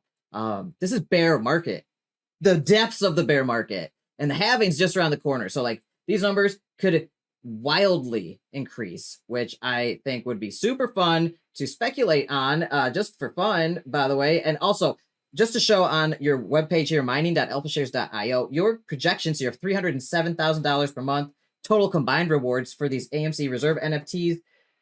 This funny thing is, with the changes, with the double furnace instead and like a 20-foot container instead, like your numbers actually about came to the same. So like your moves to double the antimony side of things with the furnace and have the Bitcoin miners and keep some cash on hand actually came out to just about the exact same as on the website. So what you're seeing here is awesome, that I calculated basically the same thing, but we just doubled the antimony and dialed back the Bitcoin mining. And then you also have 750,000 cash on hand, dry powder ready to deploy when opportunity strikes. I love it. Super cool business model, man. I think it's and I'm saying this, you guys, they're not paying me to say good things about them, by the way. I analyze business plans all day. I analyze DeFi projects all day. It's my job. And this is fantastic. They pay me for my time to analyze and do my due diligence on them. And my personal opinion, very subjectively right now, is this is awesome. I love it. I love it, love it, love it. I really hope I can find $1,000 to get one of these. Now, and I hope they're not sold out by the time I publish this video and try to get one. Objectively, I think your numbers make sense. I think strategically, you have put a lot of pieces on the board in very strategic places and relationships that are super beneficial, where I do think you can pull this business plan off if you guys work hard. You have a lot of luck. Obviously, there's always luck in business. So work hard, have some good luck, and you have a large community already supporting you. So the stars are aligning in my head on this one. I have high hopes for you guys. Now, before we wrap this up, I got a million questions. This is a complex business plan, and I could go on and on and on. I know we should split this into a second AMA later for some of this other stuff, but just real quick, with your 5 acres or whatever, your 2 hectares you got with your refining and your mining, refining antimony and mining Bitcoin, you said you will be eventually looking to maybe lease out some of your space and your cheap electricity to other projects or companies. Is that on the roadmap potentially? Yes. So we do want to offer hosting. And again, that would just require, us setting up a specific part of the land, most likely getting a new power agreement as well. You get your power agreements in Paraguay at 6 megawatt tranches. So we'd have one for our current operations, and then maybe we'd get another 6 megawatts just for hosting. And that'll be under completely separate agreements, a new legal structure. But yes, hosting is a big deal. Being able to mark up power and offer that as a hosting solution for people that are looking for much more cost-effective expenses. For one, I mean, marking up, I believe, if I have my numbers correctly, and these probably changed since I looked months ago, but marking up 1 whole megawatt by 1 cent per kilowatt hour is about $100,000 a month in profit. And so by us basically going to, projects that have 4, 5, 6, 7, 8 megawatts of capacity of mining hardware, they're paying 6 cents a kilowatt hour. We could offer them 5, they're saving money, and we're making 2 cents a kilowatt hour. So that's $200,000 a month per megawatt. If that's 6 megawatts, that's $1.2 million a month. So hosting is a big deal. And it is something we're going to definitely look into. And I'm sure Johnny's over there killing it right now with his setup. Oh yeah. Oh my gosh, guys, this is 100%. So, all right, and that name drop reference earlier. I hope you watched the whole thing. You're following along because this is pretty crazy. Now, on the other side of the coin, are you looking potentially to sink any amount of capital into leasing out space in other facilities, maybe in other countries? Strategic partnerships, things like that. I know you guys are friends with, I think you said Hydro Whales you guys are friends with, maybe like Ace Miners, any of those guys. I saw Walrus Anglers Club on here, and I know I put them in touch with Ace Miners back in the day. So I know they've got facilities that are hydroelectric. The electricity is more expensive in those locations, but strategically for geographic redundancy, kind of like data centers, there's a reason you host your applications and databases and this data center on this side of the country and this data center on the other side of the country, or a whole nother country altogether. Are you going to look into potentially, diversifying your geographic redundancy a bit, maybe at lower profitability, but increased security, just in case catastrophic things were to happen, like a giant flood? You said it rains there a lot, or an act of God. And I don't know if you have catastrophic insurance on your whole setup there, if that's even possible in that area. But worst case scenario, would you look at potentially putting a dozen miners over here, a dozen over here, a dozen over here, just to have that redundancy in case you needed to shut down this operation for a little bit to rebuild, you're still producing some income. Have you thought about that? Or Yeah, I have. And so we are connected with a couple of different partners. I mean, for one, to answer your question about the partners, yeah. I said in the beginning too, almost every big mining operation we're connected with, we'd love to offer hosting. Most of them, if not all of them, have expressed interest, but we're also not ready, right? So I can't, say, oh, they expressed interest. We're definitely hosting their miners. We'll have to see, when the time comes, if they're ready and they still want to, we'd love to host them. Sure. But when it comes to us hosting miners and diversifying kind of where we do that from geographic location, we are always looking for more areas. And so even one of our suppliers, I mentioned his name earlier, Ethan, he has an operation that's in the GCC area, which is like Kuwait, next to Dubai, Okay. Oman, that area. And they have access to flare gas that they're looking to achieve very soon. Right now, I think it's pretty dirty energy, oil based right now, because it's a big oil area over there. But they're looking to tap into the flare gas off of the oil refineries. And so if they do that, that would actually bring their cost down to right around also 3 cents a kilowatt hour. And when they achieve that, we already have a relationship. They're ready to go with us so that we can install miners over there as well. And so we actually haven't talked about this with anybody else. So no one's asked us that question before, but it is something that we have not only looked into, but we've pretty much secured. I love it.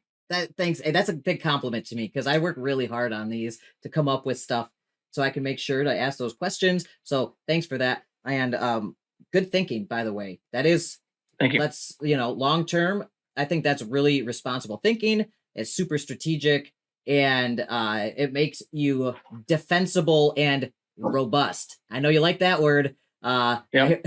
I listened to your earlier AMAs too. You like robustness, right? So that Yep. makes your organization robust, and I think it's Absolutely really, really smart. So cool, man. Also, I'm not going to name drop anything because this is your AMA. I'm only going to name drop you and your partners essentially that I know of, but I'm actually partnered. I don't ever partner with teams unless I so truly believe in the values and the mission statement. And decentralized Bitcoin using flare gas mining is something I so truly believe in because that is wasted energy. And it's also it's pollution that could be scrubbed before it goes into the air. And so I think flare gas mining is one of the greatest revolutions of this whole decentralized finance thing that we're a part of, with Bitcoin leading the way on that. And I'm actually partnered with a flare gas mining project. You can name drop them. Totally fine with that, man. We're supporters of people that do this. So all right, yeah, okay. Go ahead. Fraction mining. And I already know who it is. So yeah. So fraction mining, I think it's like a brilliant company that's utilizing energy that's just being wasted right now. That like these oil wells are just burning off the flare for safety reasons, essentially, and efficiency purposes, but it's just burning energy, and it's too far away. The attenuation of the power along lines that long to get back to the grid is it's negative. It's not profitable to do it, so nobody Agreed. does it. It just gets burnt, and they say, Agreed. But all of a sudden, you got fraction mining, or like your friends probably GCC or whatever. You just drop a shipping container on that with a generator. Boom, that thing's printing Bitcoin essentially. So I think that's something that I really believe in. So I said, look, guys, I don't ever really like glom onto a team or whatever, but they approached me about this, and I'm like, I don't ever do anything like this, but I love flare gas concepts so much. I will, be a part of this publicly and say this. So I'm super biased. There's a big conflict of interest, you guys, with YaBonks and all that. So that's why I say that. I want you guys to know my conflicts of interest. Totally fine. Hey, you know where to put your interest, and I think that's they're a great project doing some great things. We've been in contact with them too, and I think that they've also expressed the interest in diversifying, where they host miners and where they do stuff. And I think that's I think it'd be cool. I mean, they might even be a project where if they bring their energy rates down to competitive around our area, then maybe we also diversify with them as well. It's things like that always interest us. Yeah. I love it. So that's awesome. So you don't have any like mutual exclusivity with GCC over in Middle East. You guys could potentially get some more redundancy in US or Canada with them and their flare gas mines. Cool. So let's all jump on a call together and brainstorm some ideas later. That sounds super fun to me. All right. Let's do it. Dude, I love this stuff, man. I love it so much. All right, so my final question's coming up here. I know we've been going for a while, so let's wrap this up as quick as possible. So all this stuff that you got going on, all the NFTs here and the stuff that you're building, the rewards that we're talking about, does that all go back to the NFTs potentially as rewards if you guys feel so good? You know, goes back to your company's infrastructure and bottom line or whatever. But like, you know, all these NFTs are the main exposure to the rewards here. Correct. Is any of this getting kicked back to your previous projects or token or anything like that? No, I mean, the way that it works is that our other ecosystems go ahead and purchase NFTs. So Alpha Shares owns 40 of our reserve NFTs. Momentum owns 395. And so the way that the other aspects of our ecosystem participate is straight up by investing. And so they invest in these NFTs, they hold the NFTs receive the rewards, and those rewards will then, be a proxy go to the other aspects. And is that the 850 allocated? Is that for your previous projects and stuff and your strategic partners and things like that have invested in you guys? Is that what these 850 that are allocated are for? Correct. Mainly the strategic partners, so projects that have already invested. We made that allocation after we had a number of projects that already invested between 30 and 50,000 in us. And so they expressed that, hey, we're continuing our raise. We need to get through our second phase, third phase, whatever it is. And then after that, we want to buy more. And so we tallied those all up, and that's how we got that 850. All right, got it. Cool. And there's 575 remaining. They're ticking down as we are talking. Why is this happening to me? All right. So just to give people an idea, with everything we talked about earlier, we got $300,000 in monthly rewards, $3,000 NFTs. That's approximately 10% of the price of the NFTs that could potentially, if we're lucky, we could see as rewards here. Now, that's our conservative estimate based on all of our projections and calculations that we've done here today. That's what you're saying is the conservative side of things. Is that right? Yeah. I mean, based off what you're seeing here, I mean, again, it's not necessarily conservative. It was the original, those were the original numbers. And so we were being conservative with them. But really what happened is we ended up going down the ropes, or going through the ropes, going through the motions, if you will, and figuring out that we can actually do this for less money with higher output. And so it's not like we were just trying to be conservative here. These were legitimate numbers that we thought that this is what we can achieve. We're happily surprised that we believe we can do better. And as I calculated, as you guys saw earlier, I came to the same final number, even with the new changes and the new updated I think we talked about a $28,000 Bitcoin for my projection, and like the current difficulty rate plus 2 furnaces, so 80 tons of antimony at 41 cents a pound or something like that, and that comes out to $300,000. Well, I will say also, one thing you didn't factor in is you factored in just the Bitcoin mining, but that was only for the first container. So right here, what this is factoring in is 193,680. That's actually for every container that we get through the entire raise. I wasn't even, that's not the number I'm using. My Bitcoin number came out to 76,000 because I did 94,000 times exactly. 80. So all you took then was the 252 miners minus our 20% holdback. 75K. It came out to 75K for the Bitcoin side of things. Yeah. And 228K so that's just one for antimony. Exactly. So the Bitcoin side of things is going to be far more because that's just one container. So you're not factoring in the 3 other containers we hope to acquire through the other raises. All right. So you guys, I hope if you've been following along, we're talking about just the one 20-foot container fully decked out with the miners that they've already purchased. They're on the way. The land's being purchased, and they've got the deal with Meta Lubin for their thermal cooled double 20-foot unit. Set up for 252 miners, capital already deployed. It is on the way to the battlefield right now. You got 750K in the bank, dry cash on hand to be able to deploy strategically to acquire the next container and the one after that at the best discount and deals you can find, and the equipment to go in it. And so we're only talking about the first $750,000 that you deployed on the Bitcoin side of things for that first 252 miners, 20-foot container fully decked out. That's already in the works. That's what these projections are based off of. 75K on the Bitcoin side, 228K on the antimony side, 300K total potential rewards. each month. 10%. That's 10% of the cost of the NFT. You guys, like per and NFT. That's just the first raise. So that's not getting into tier 1, tier 2, tier 3, tier 4, because those additional tiers, they actually raise another. I think it's about $4.7 million, $4.6 million. So that's when we're able to really fully expand the Bitcoin side of things, which will be substantially higher than the current assumption there, because that was with less efficiency and lower Bitcoin price, all those fun things. And those next phases, milestone 2 is phase 1. These will be NFTs that are way cheaper, by the way, lower entry point. And the first phase is cheaper than the second phase, cheaper than the third phase, cheaper than the fourth phase. They go up like $50 increments, like $250, $300, $350, $400.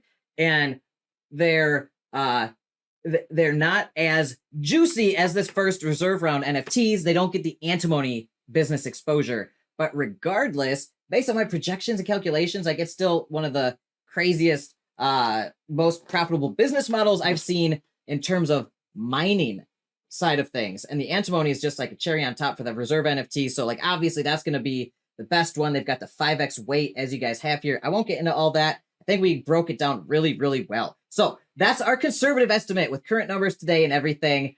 And only half of the Bitcoin capital deployed. We're looking at, like, in my opinion, if I were to get rewards, it would be like 10% the price of my NFT. If I were to be so lucky and fortunate for you guys to have the generosity to drop it in my staking pool, if you know what I mean. Now, what is the what's the wildly speculative in a bull market? What would you think?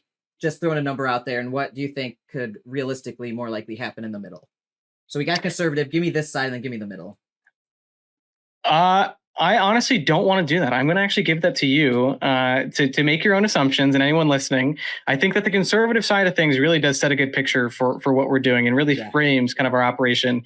Obviously, I mean, anyone can run theoreticals, and theoreticals are exactly that. They're theoretical. They're not real. It's fun. It is fun. It is fun. But at the end of the day, it does anchor people. It does set some sort of expectations of profit. I really, per legal counsel, have to make sure that doesn't happen. And I also just don't want to. I mean, I really want people to figure it out themselves, see how high the sky goes. Really, once we get into the operation and Bitcoin starts to fly, we don't know. I mean, it could, if Bitcoin 2x's in price before the halving, well, that means that our miners are close to twice as profitable. So you can look at it as that, right? Who knows? Will it 2x? Will we hit 60,000 Bitcoin before the end of the year? We very well could. And so you can kind of make your own projections off that. Yeah. I don't want to anchor anyone. I love to talk about the conservative side of things, the numbers that we currently have. And I'm about to eat my leg off too, because I'm starving. I know. We're in the final stretch, and that's super responsible of you. So what do you think is the best strategy for participants out here looking to participate in the mining company side of things with Alpha Shares? Really, I mean, if this is your cup of tea, I would say, for one, first and foremost, do your own research. So don't just, look at what was said here. Don't just look at the other videos you see online. Try to run your own numbers. Really try to look at, okay, if I was going to start my own Bitcoin mining operation, what are the things that I need to look at and do these numbers check out? We're talking about massive numbers here, massive numbers. And I know that the antimony side of things is going to be a little bit harder for someone to do a financial due diligence on, because it is quite an esoteric business. But for the Bitcoin mining side of things, anyone can do that due diligence. So I recommend do the due diligence if you're interested in this. If you like to be part of a community that has a team of established professionals, a brand that has been here for well over a year now at this point, a year and a quarter, a year and 3 months already. It's crazy. We've proven ourselves in this space. We continue to do things professionally every single day. And we also host AMAs every single Monday. And so if you got direct questions, if this isn't already minted out, go ahead and hop into our next AMA. Hop into our Discord, ask direct questions. I'm almost always online. We're here for you. So that's what I'd say if you want to join.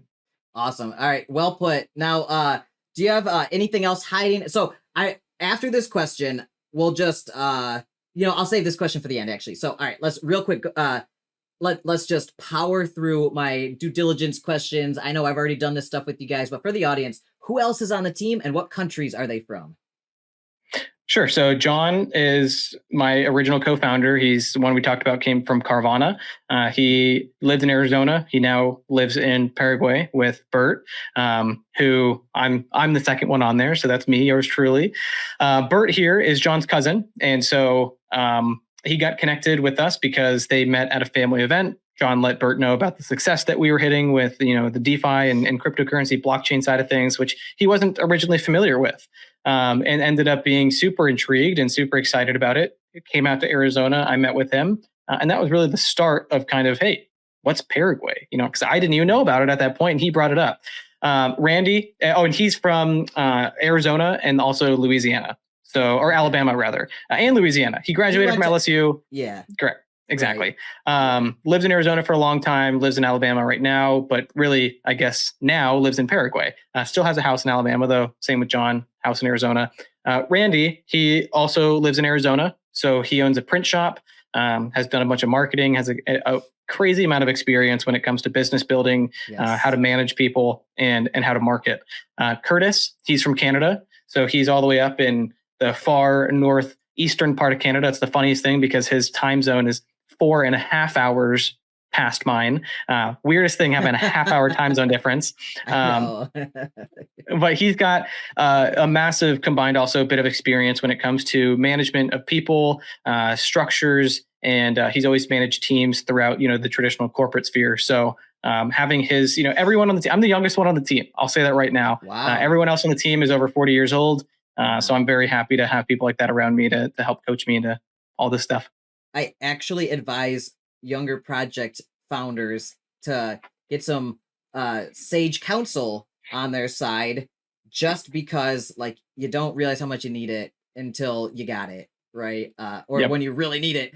So great. Real quick, are any of the team members KYC'd, and by whom, or are they all publicly doxed in a super easily verifiable way? We're all publicly doxed now, very super easily verifiable, but we are also partnered up with RugDoc, who originally did all our KYCs. So KYC, Randy, Curtis, myself, and John. Bert joined the company after we doxed ourselves. So who's all KYC? We're all doxed. All of you are... all of us except for Bert, just because by the time Bert joined the company, we were all doxed. So there's no point in KYC if we're doxed. Yeah. And how many of you guys are on the... is there a multi-sig involved here on the Web3 side of things? Is there a multi-sig that owns the contracts or any of the wallets that hold the project funds? Yes. So we have 12 different multi-sigs. Lovely. And they all have different purposes. Some of them to just, maintain mint funds. So take in the mint funds. Those are all 3 out of 5 Gnosis safes. So 3 of us have to approve a transaction. Same with this one right here. But we, and also the contracts as well, the contract ownership. And basically if we ever need to make an upgrade, because we do use transparent upgradable proxies for our contracts, those are also owned by the Gnosis safe. So anything needs to still, again, any changes to the contracts get passed through the Gnosis safe, get approved by 3 out of 5. Very cool. And I am a proponent of proxy contracts if the team is trustworthy and you got something set up like a multi-sig. Now, are all 5 of you guys on the multi-sig, and is it a 3 out of 5 majority needed to pass through a transaction? Correct. All right, cool. Awesome. Great. That's a perfect line of accountability. And you guys are all in the US and Canada. So your asses are on the line if any fraud happens. So I love that. I love accountability. And it's a nice feeling knowing you guys are responsible and accountable for everything, not some random picture of a cartoon on the internet with a fake name from Timbuktu that I'll never hear or see from again after they run off with the money, right? It's not like that here. You guys are all fully accountable, putting everything on the line for this business. I like that. All right. How is the team compensated by the protocol? Well, for moving forward into what we're talking about, I mean, there's those 20% fees. And so those fees are going to go back towards the team. Everything else in terms of up until this point, I mean, it's a lot of creative financing. So it's, we've made money in some areas, but we're also very frugal. We always want to make sure that most of what happens and most of the success we create goes back to the project and to our holders. But we also need to make sure that obviously we're happy and we're taken care of, or else we can't continue to work. And so, I will say that most of us are taking, pretty pretty low salaries because we know that we need to get this up and running. Luckily, most of us also have, other businesses outside of this that we did before crypto. I will say that I barely do my old business that I used to do. I actually pay a manager even more than I used to pay him to run my real estate business for me because, all my time goes into this. Yeah. But really, it will pay off once these operations are up and running in Paraguay. Well, that's great to know you're doing this full time and everything. And no, I think a percentage-based performance fee is great because it really it's mutually beneficial and it incentivizes and motivates you guys to work really hard to make this a success, and then everybody wins. So, in an ideal scenario. Now, real quick, do you guys have smart contracts? Do you have audits on them? And if so, by whom? Yeah, so you did just have that up on the screen. We've got, really the only big audit that we had to do was for the marketplace. So the marketplace is, consists of a ton of different contracts. A lot of money. It took months to build and a lot of money to build it too. And so that was fully audited by Paladin here. And so this is because, Alpha Shares as a marketplace, it is, our biggest, most tech intensive platform. Everything else is very business oriented, and this is really, dealing with smart contracts and Web3 has to be made sure that it can't be exploited. So that's the only thing that's like that. Okay. Will you? I know you guys have this new dashboard coming that you guys sent me some screenshots of it somewhere. Are you going to have that kind of stuff audited? I know since a lot of it's a dashboard, so you probably don't have to, but for like your staking system here, do you have like a smart contract for like the staking pools that people come and claim their rewards for, or for anything that's like transferring the Bitcoin to these pools? Like, I don't know if you're going to do that through a smart contract. It's the same contracts. It's the same contracts that were audited by Paladin for Alpha Shares. So Alpha Shares as a marketplace was built with the Alpha Pack NFTs, which are auto stake. So you don't have to stake these things. You hold them in your wallet via the token ID and understanding the contract in which they reside. They automatically enable you to claim a balance by just owning it. And so the contracts that create that. I was wondering about the pending rewards, like this. Yeah, so I'm saying the same. They're the exact same contracts. So that's what I'm getting at is we had to build those contracts for Alpha Shares to allow people to claim Alpha token from trading volume fees. It's the exact same contracts that already got audited. So there's no reason to get them audited twice. We're using them for the reward and NFTs, their structure for this. Beautiful. That answers like my next 5 questions. So great. Good answer. So, all right. So that's all included in this super thorough audit. I read it. I read 1,000 of these. I've read 1,000 of these in the past year, probably doing this kind of stuff. This is a really thorough, good audit, and all of the high, medium, and low issues that were found were resolved, or they had a business logic reason for it. So they passed the audit and everything, and it's super thorough. If you want a good read, a nice dry read to put you to sleep, check this out. Unless you're a tech geek like me, it probably sounds like gibberish, but this is fantastic in terms of audits, in my opinion. All right. So would you guys be able to this is a big question, especially with your unique position, especially with some of your domain experts like Bert here with his political connections, his experience in chemical engineering. Would your project be able to survive if anything were to happen to any of the team members, if they left the project, if like the proverbial beer bus hit them, God forbid it. But if something were to happen, do you have continuity plans in place for these team members? Are they replaceable if you have to?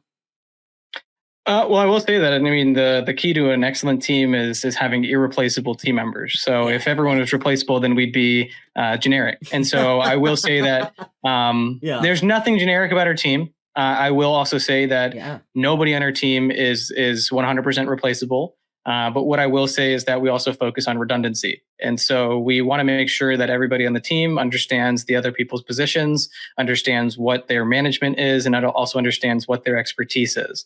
If someone has a much higher level of expertise than another, well, then we'll do our best to train one another on that. And if it's something that the other one can learn, then that will happen. There are some things like John. I mean, John's got over 30 years or over 20 years rather of software experience and development experience. And so there's no way that any of us are going to learn that if anything ever happened to him. But what we do need to know are what are these specific, pieces that need to be redundant so that, like you said, operations don't go down in the event of the proverbial, beer truck.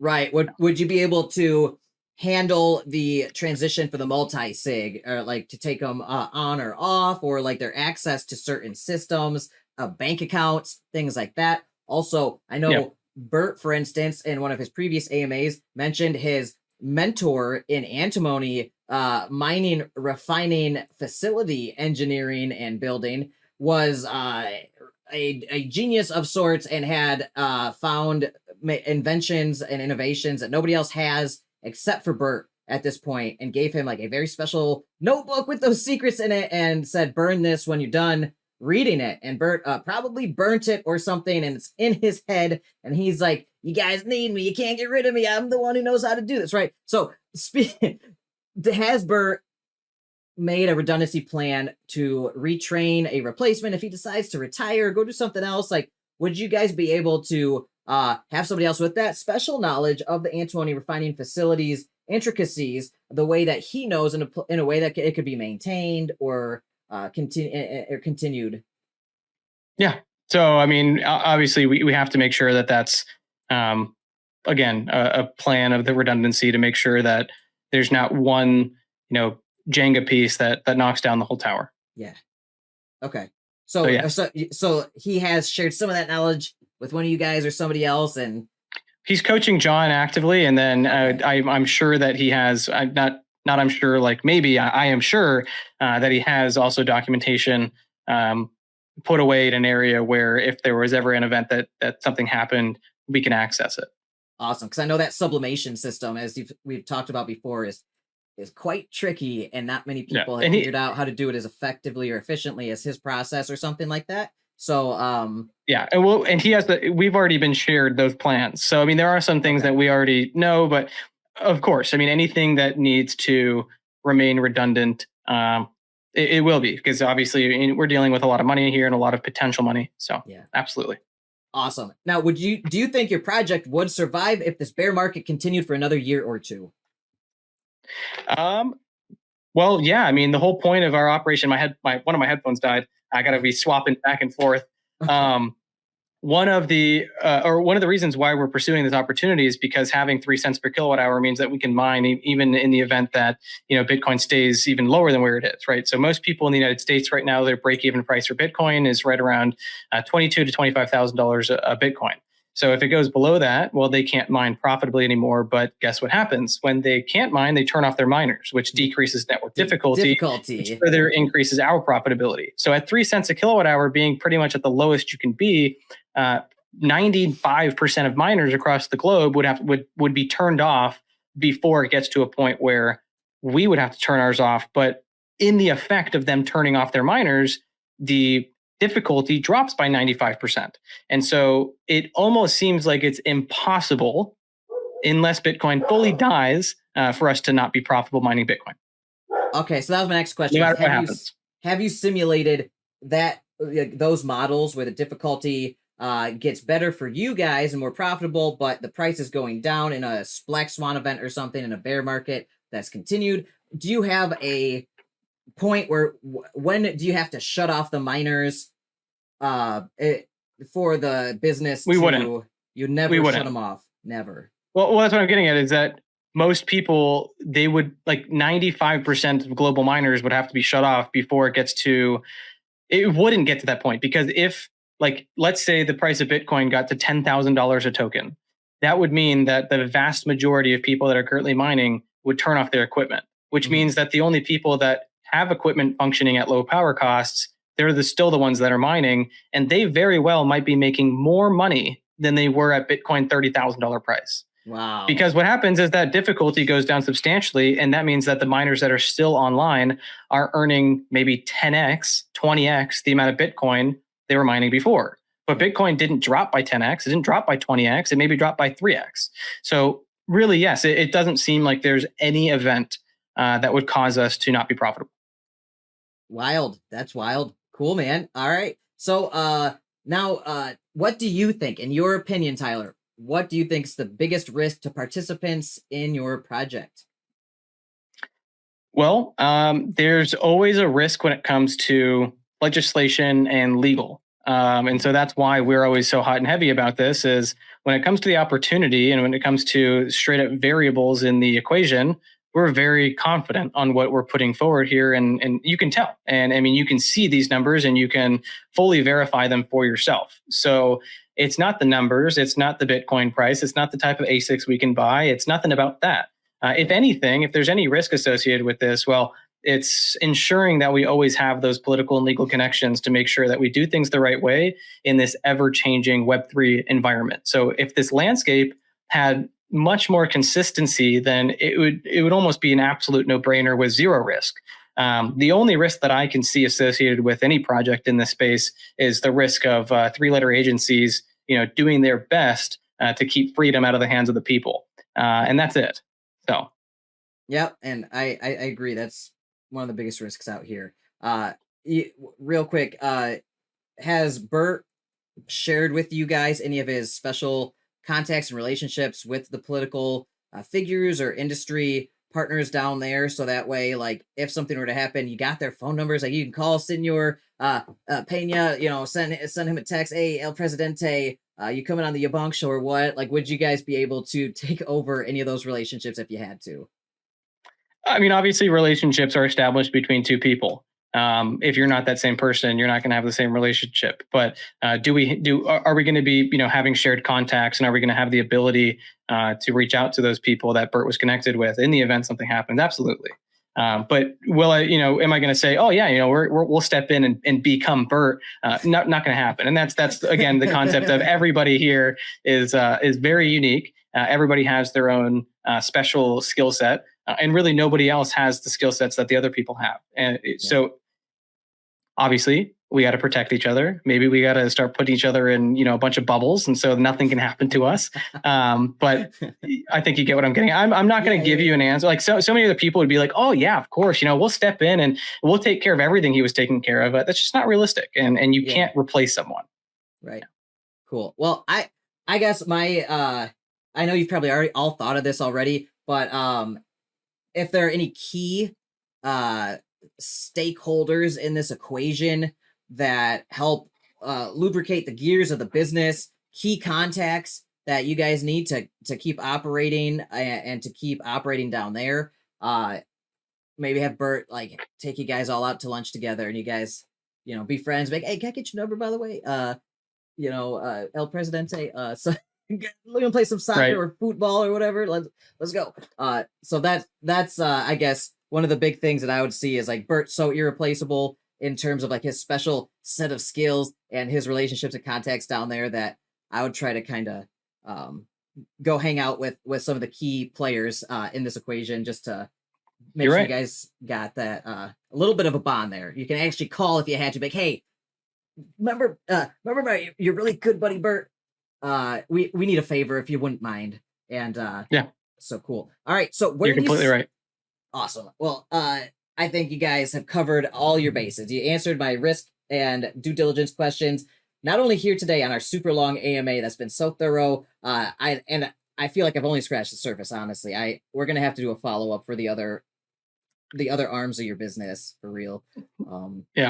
But for what we've talked about today, where do you see your project, especially the mining side of things, in 3 months, 6 months, 12 months, 3 years, and 5 years, and even if you want to get wild with it, and beyond? So 3 months, I know that we're going to have our first container antimony processing up and running. I don't know where we'll be yet exactly with the next few containers because things take quite a bit of time in this space, 30 to 60 days just to get equipment and have it arrive. So I do think that, though, very well, we could be well into have deployed our tier 1 as well, which is another 750,000 from the tier 1. So in 3 months and 6 months, I expect that we have deployed the majority of the entire collection because once we're up and hashing, I mean, it's going to be a no-brainer for people to mint out these tier 1, 2, 3, and 4. And so within 6 months, we should have most of our equipment, most of the money deployed into equipment. In 12 months, I do see that we're going to be potentially looking at upgrading some equipment because I know that in 12 months' time, we will have gone through the halvening. which means that some things might change and we might have to look into new equipment or exactly what our strategy is moving forward. I also see from the antimony side of things, I hope that in 12 months after operations start, I hope that we have increased capacity there as well. Maybe purchased another furnace to have 3. We'll have to see. When it gets beyond that, though, I'm going to tell you right now, I really can't predict that. I can predict that we will be around for 2, 3, 4, 5, 6, indefinitely into the future. Not only will we be around, but our business, Alpha Shares SA, Alpha Shares as a platform, Web3 platform, everything will still be around.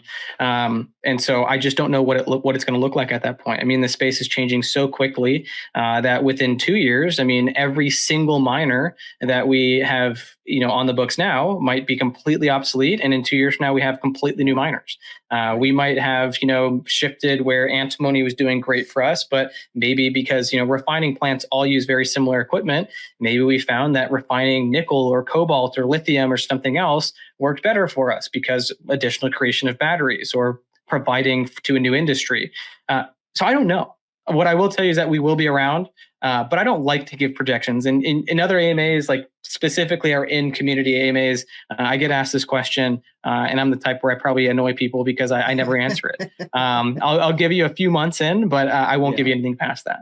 And this is DeFi. Things change so fast. You have to stay agile, like you're saying, and be able to adapt to the situation to stay in business, stay profitable, and keep growing. If you're not moving, you're dying, as they say. So keep moving, keep building. And one last thing that you touched on there, you said Alpha Shares SA. So one question I actually missed earlier is, do you have a legal business entity that this is operating under? If so, where is it located? Yeah, so Alpha Shares SA is a Paraguayan corporation. It's called, SA stands for Sociedad Anónima, which is corporation there. Okay. And so it holds antimony refining licenses and Bitcoin mining licenses as well. You do need licenses to do both of those different operations. And so it holds that, and that is the company that has been established down in Paraguay. We also, have a series of other legal structures through the British Virgin Islands and Caymans. We don't have to get into that because that's more of holding co and our behind the scenes structure. So, okay, sounds good. But so everything's tied up very legally. Everything is entity organized, 100%. All right, great. So you got company down there in Paraguay, company in British Virgin Isles, and then you also. That sounds good to me. I looked into this all earlier, but I skipped that question because we were kind of rushing through this, and but good to know. So if you guys are listening, you can find that information on their website, by the way, and in their white paper. It's all public out there. Now, do you have anything else up your hiding up your sleeve, or anything else you want to share with the audience today, Tyler?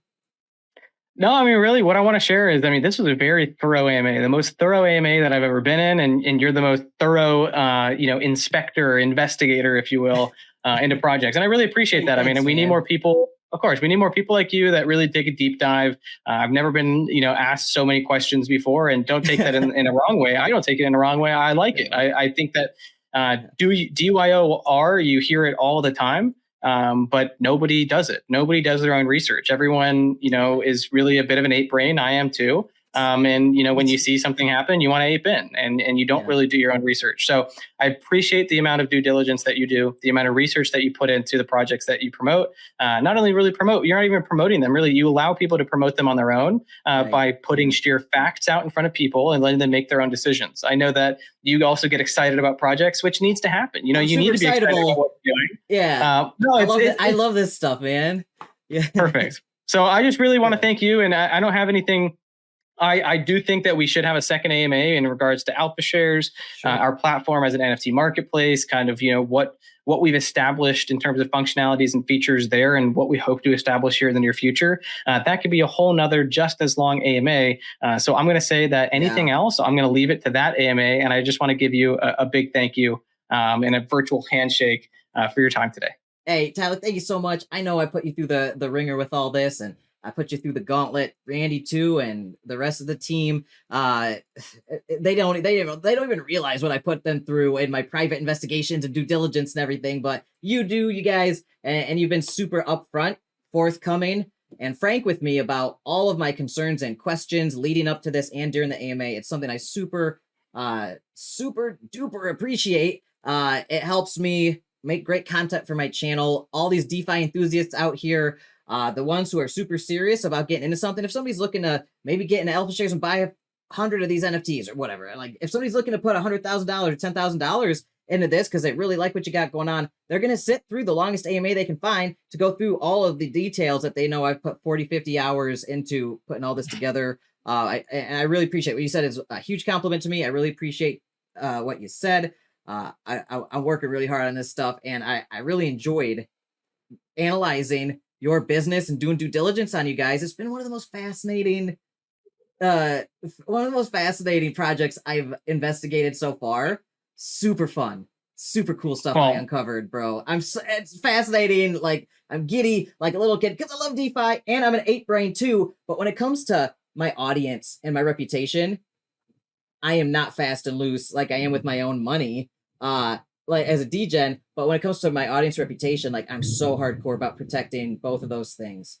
And and I appreciate you being really easy to work with, because I know some people, I can be irritating. I can really take up a lot of time, and I have a lot of really unique questions a lot of other people don't ask, and I'm not afraid to ask them because I really want to understand the risk reward profile and the value proposition. I think you did a great job today with all, like, giving everybody that for the alpha mining company and the alpha company and also with the Alpha Shares NFT marketplace. Now we'll do some stuff later for like the other stuff you guys got coming that's kind of related but kind of part of Alpha Shares as well. We'll get into that later. Thanks so much for your time. Tyler, where can people find Alpha Shares if they want to get in touch with you?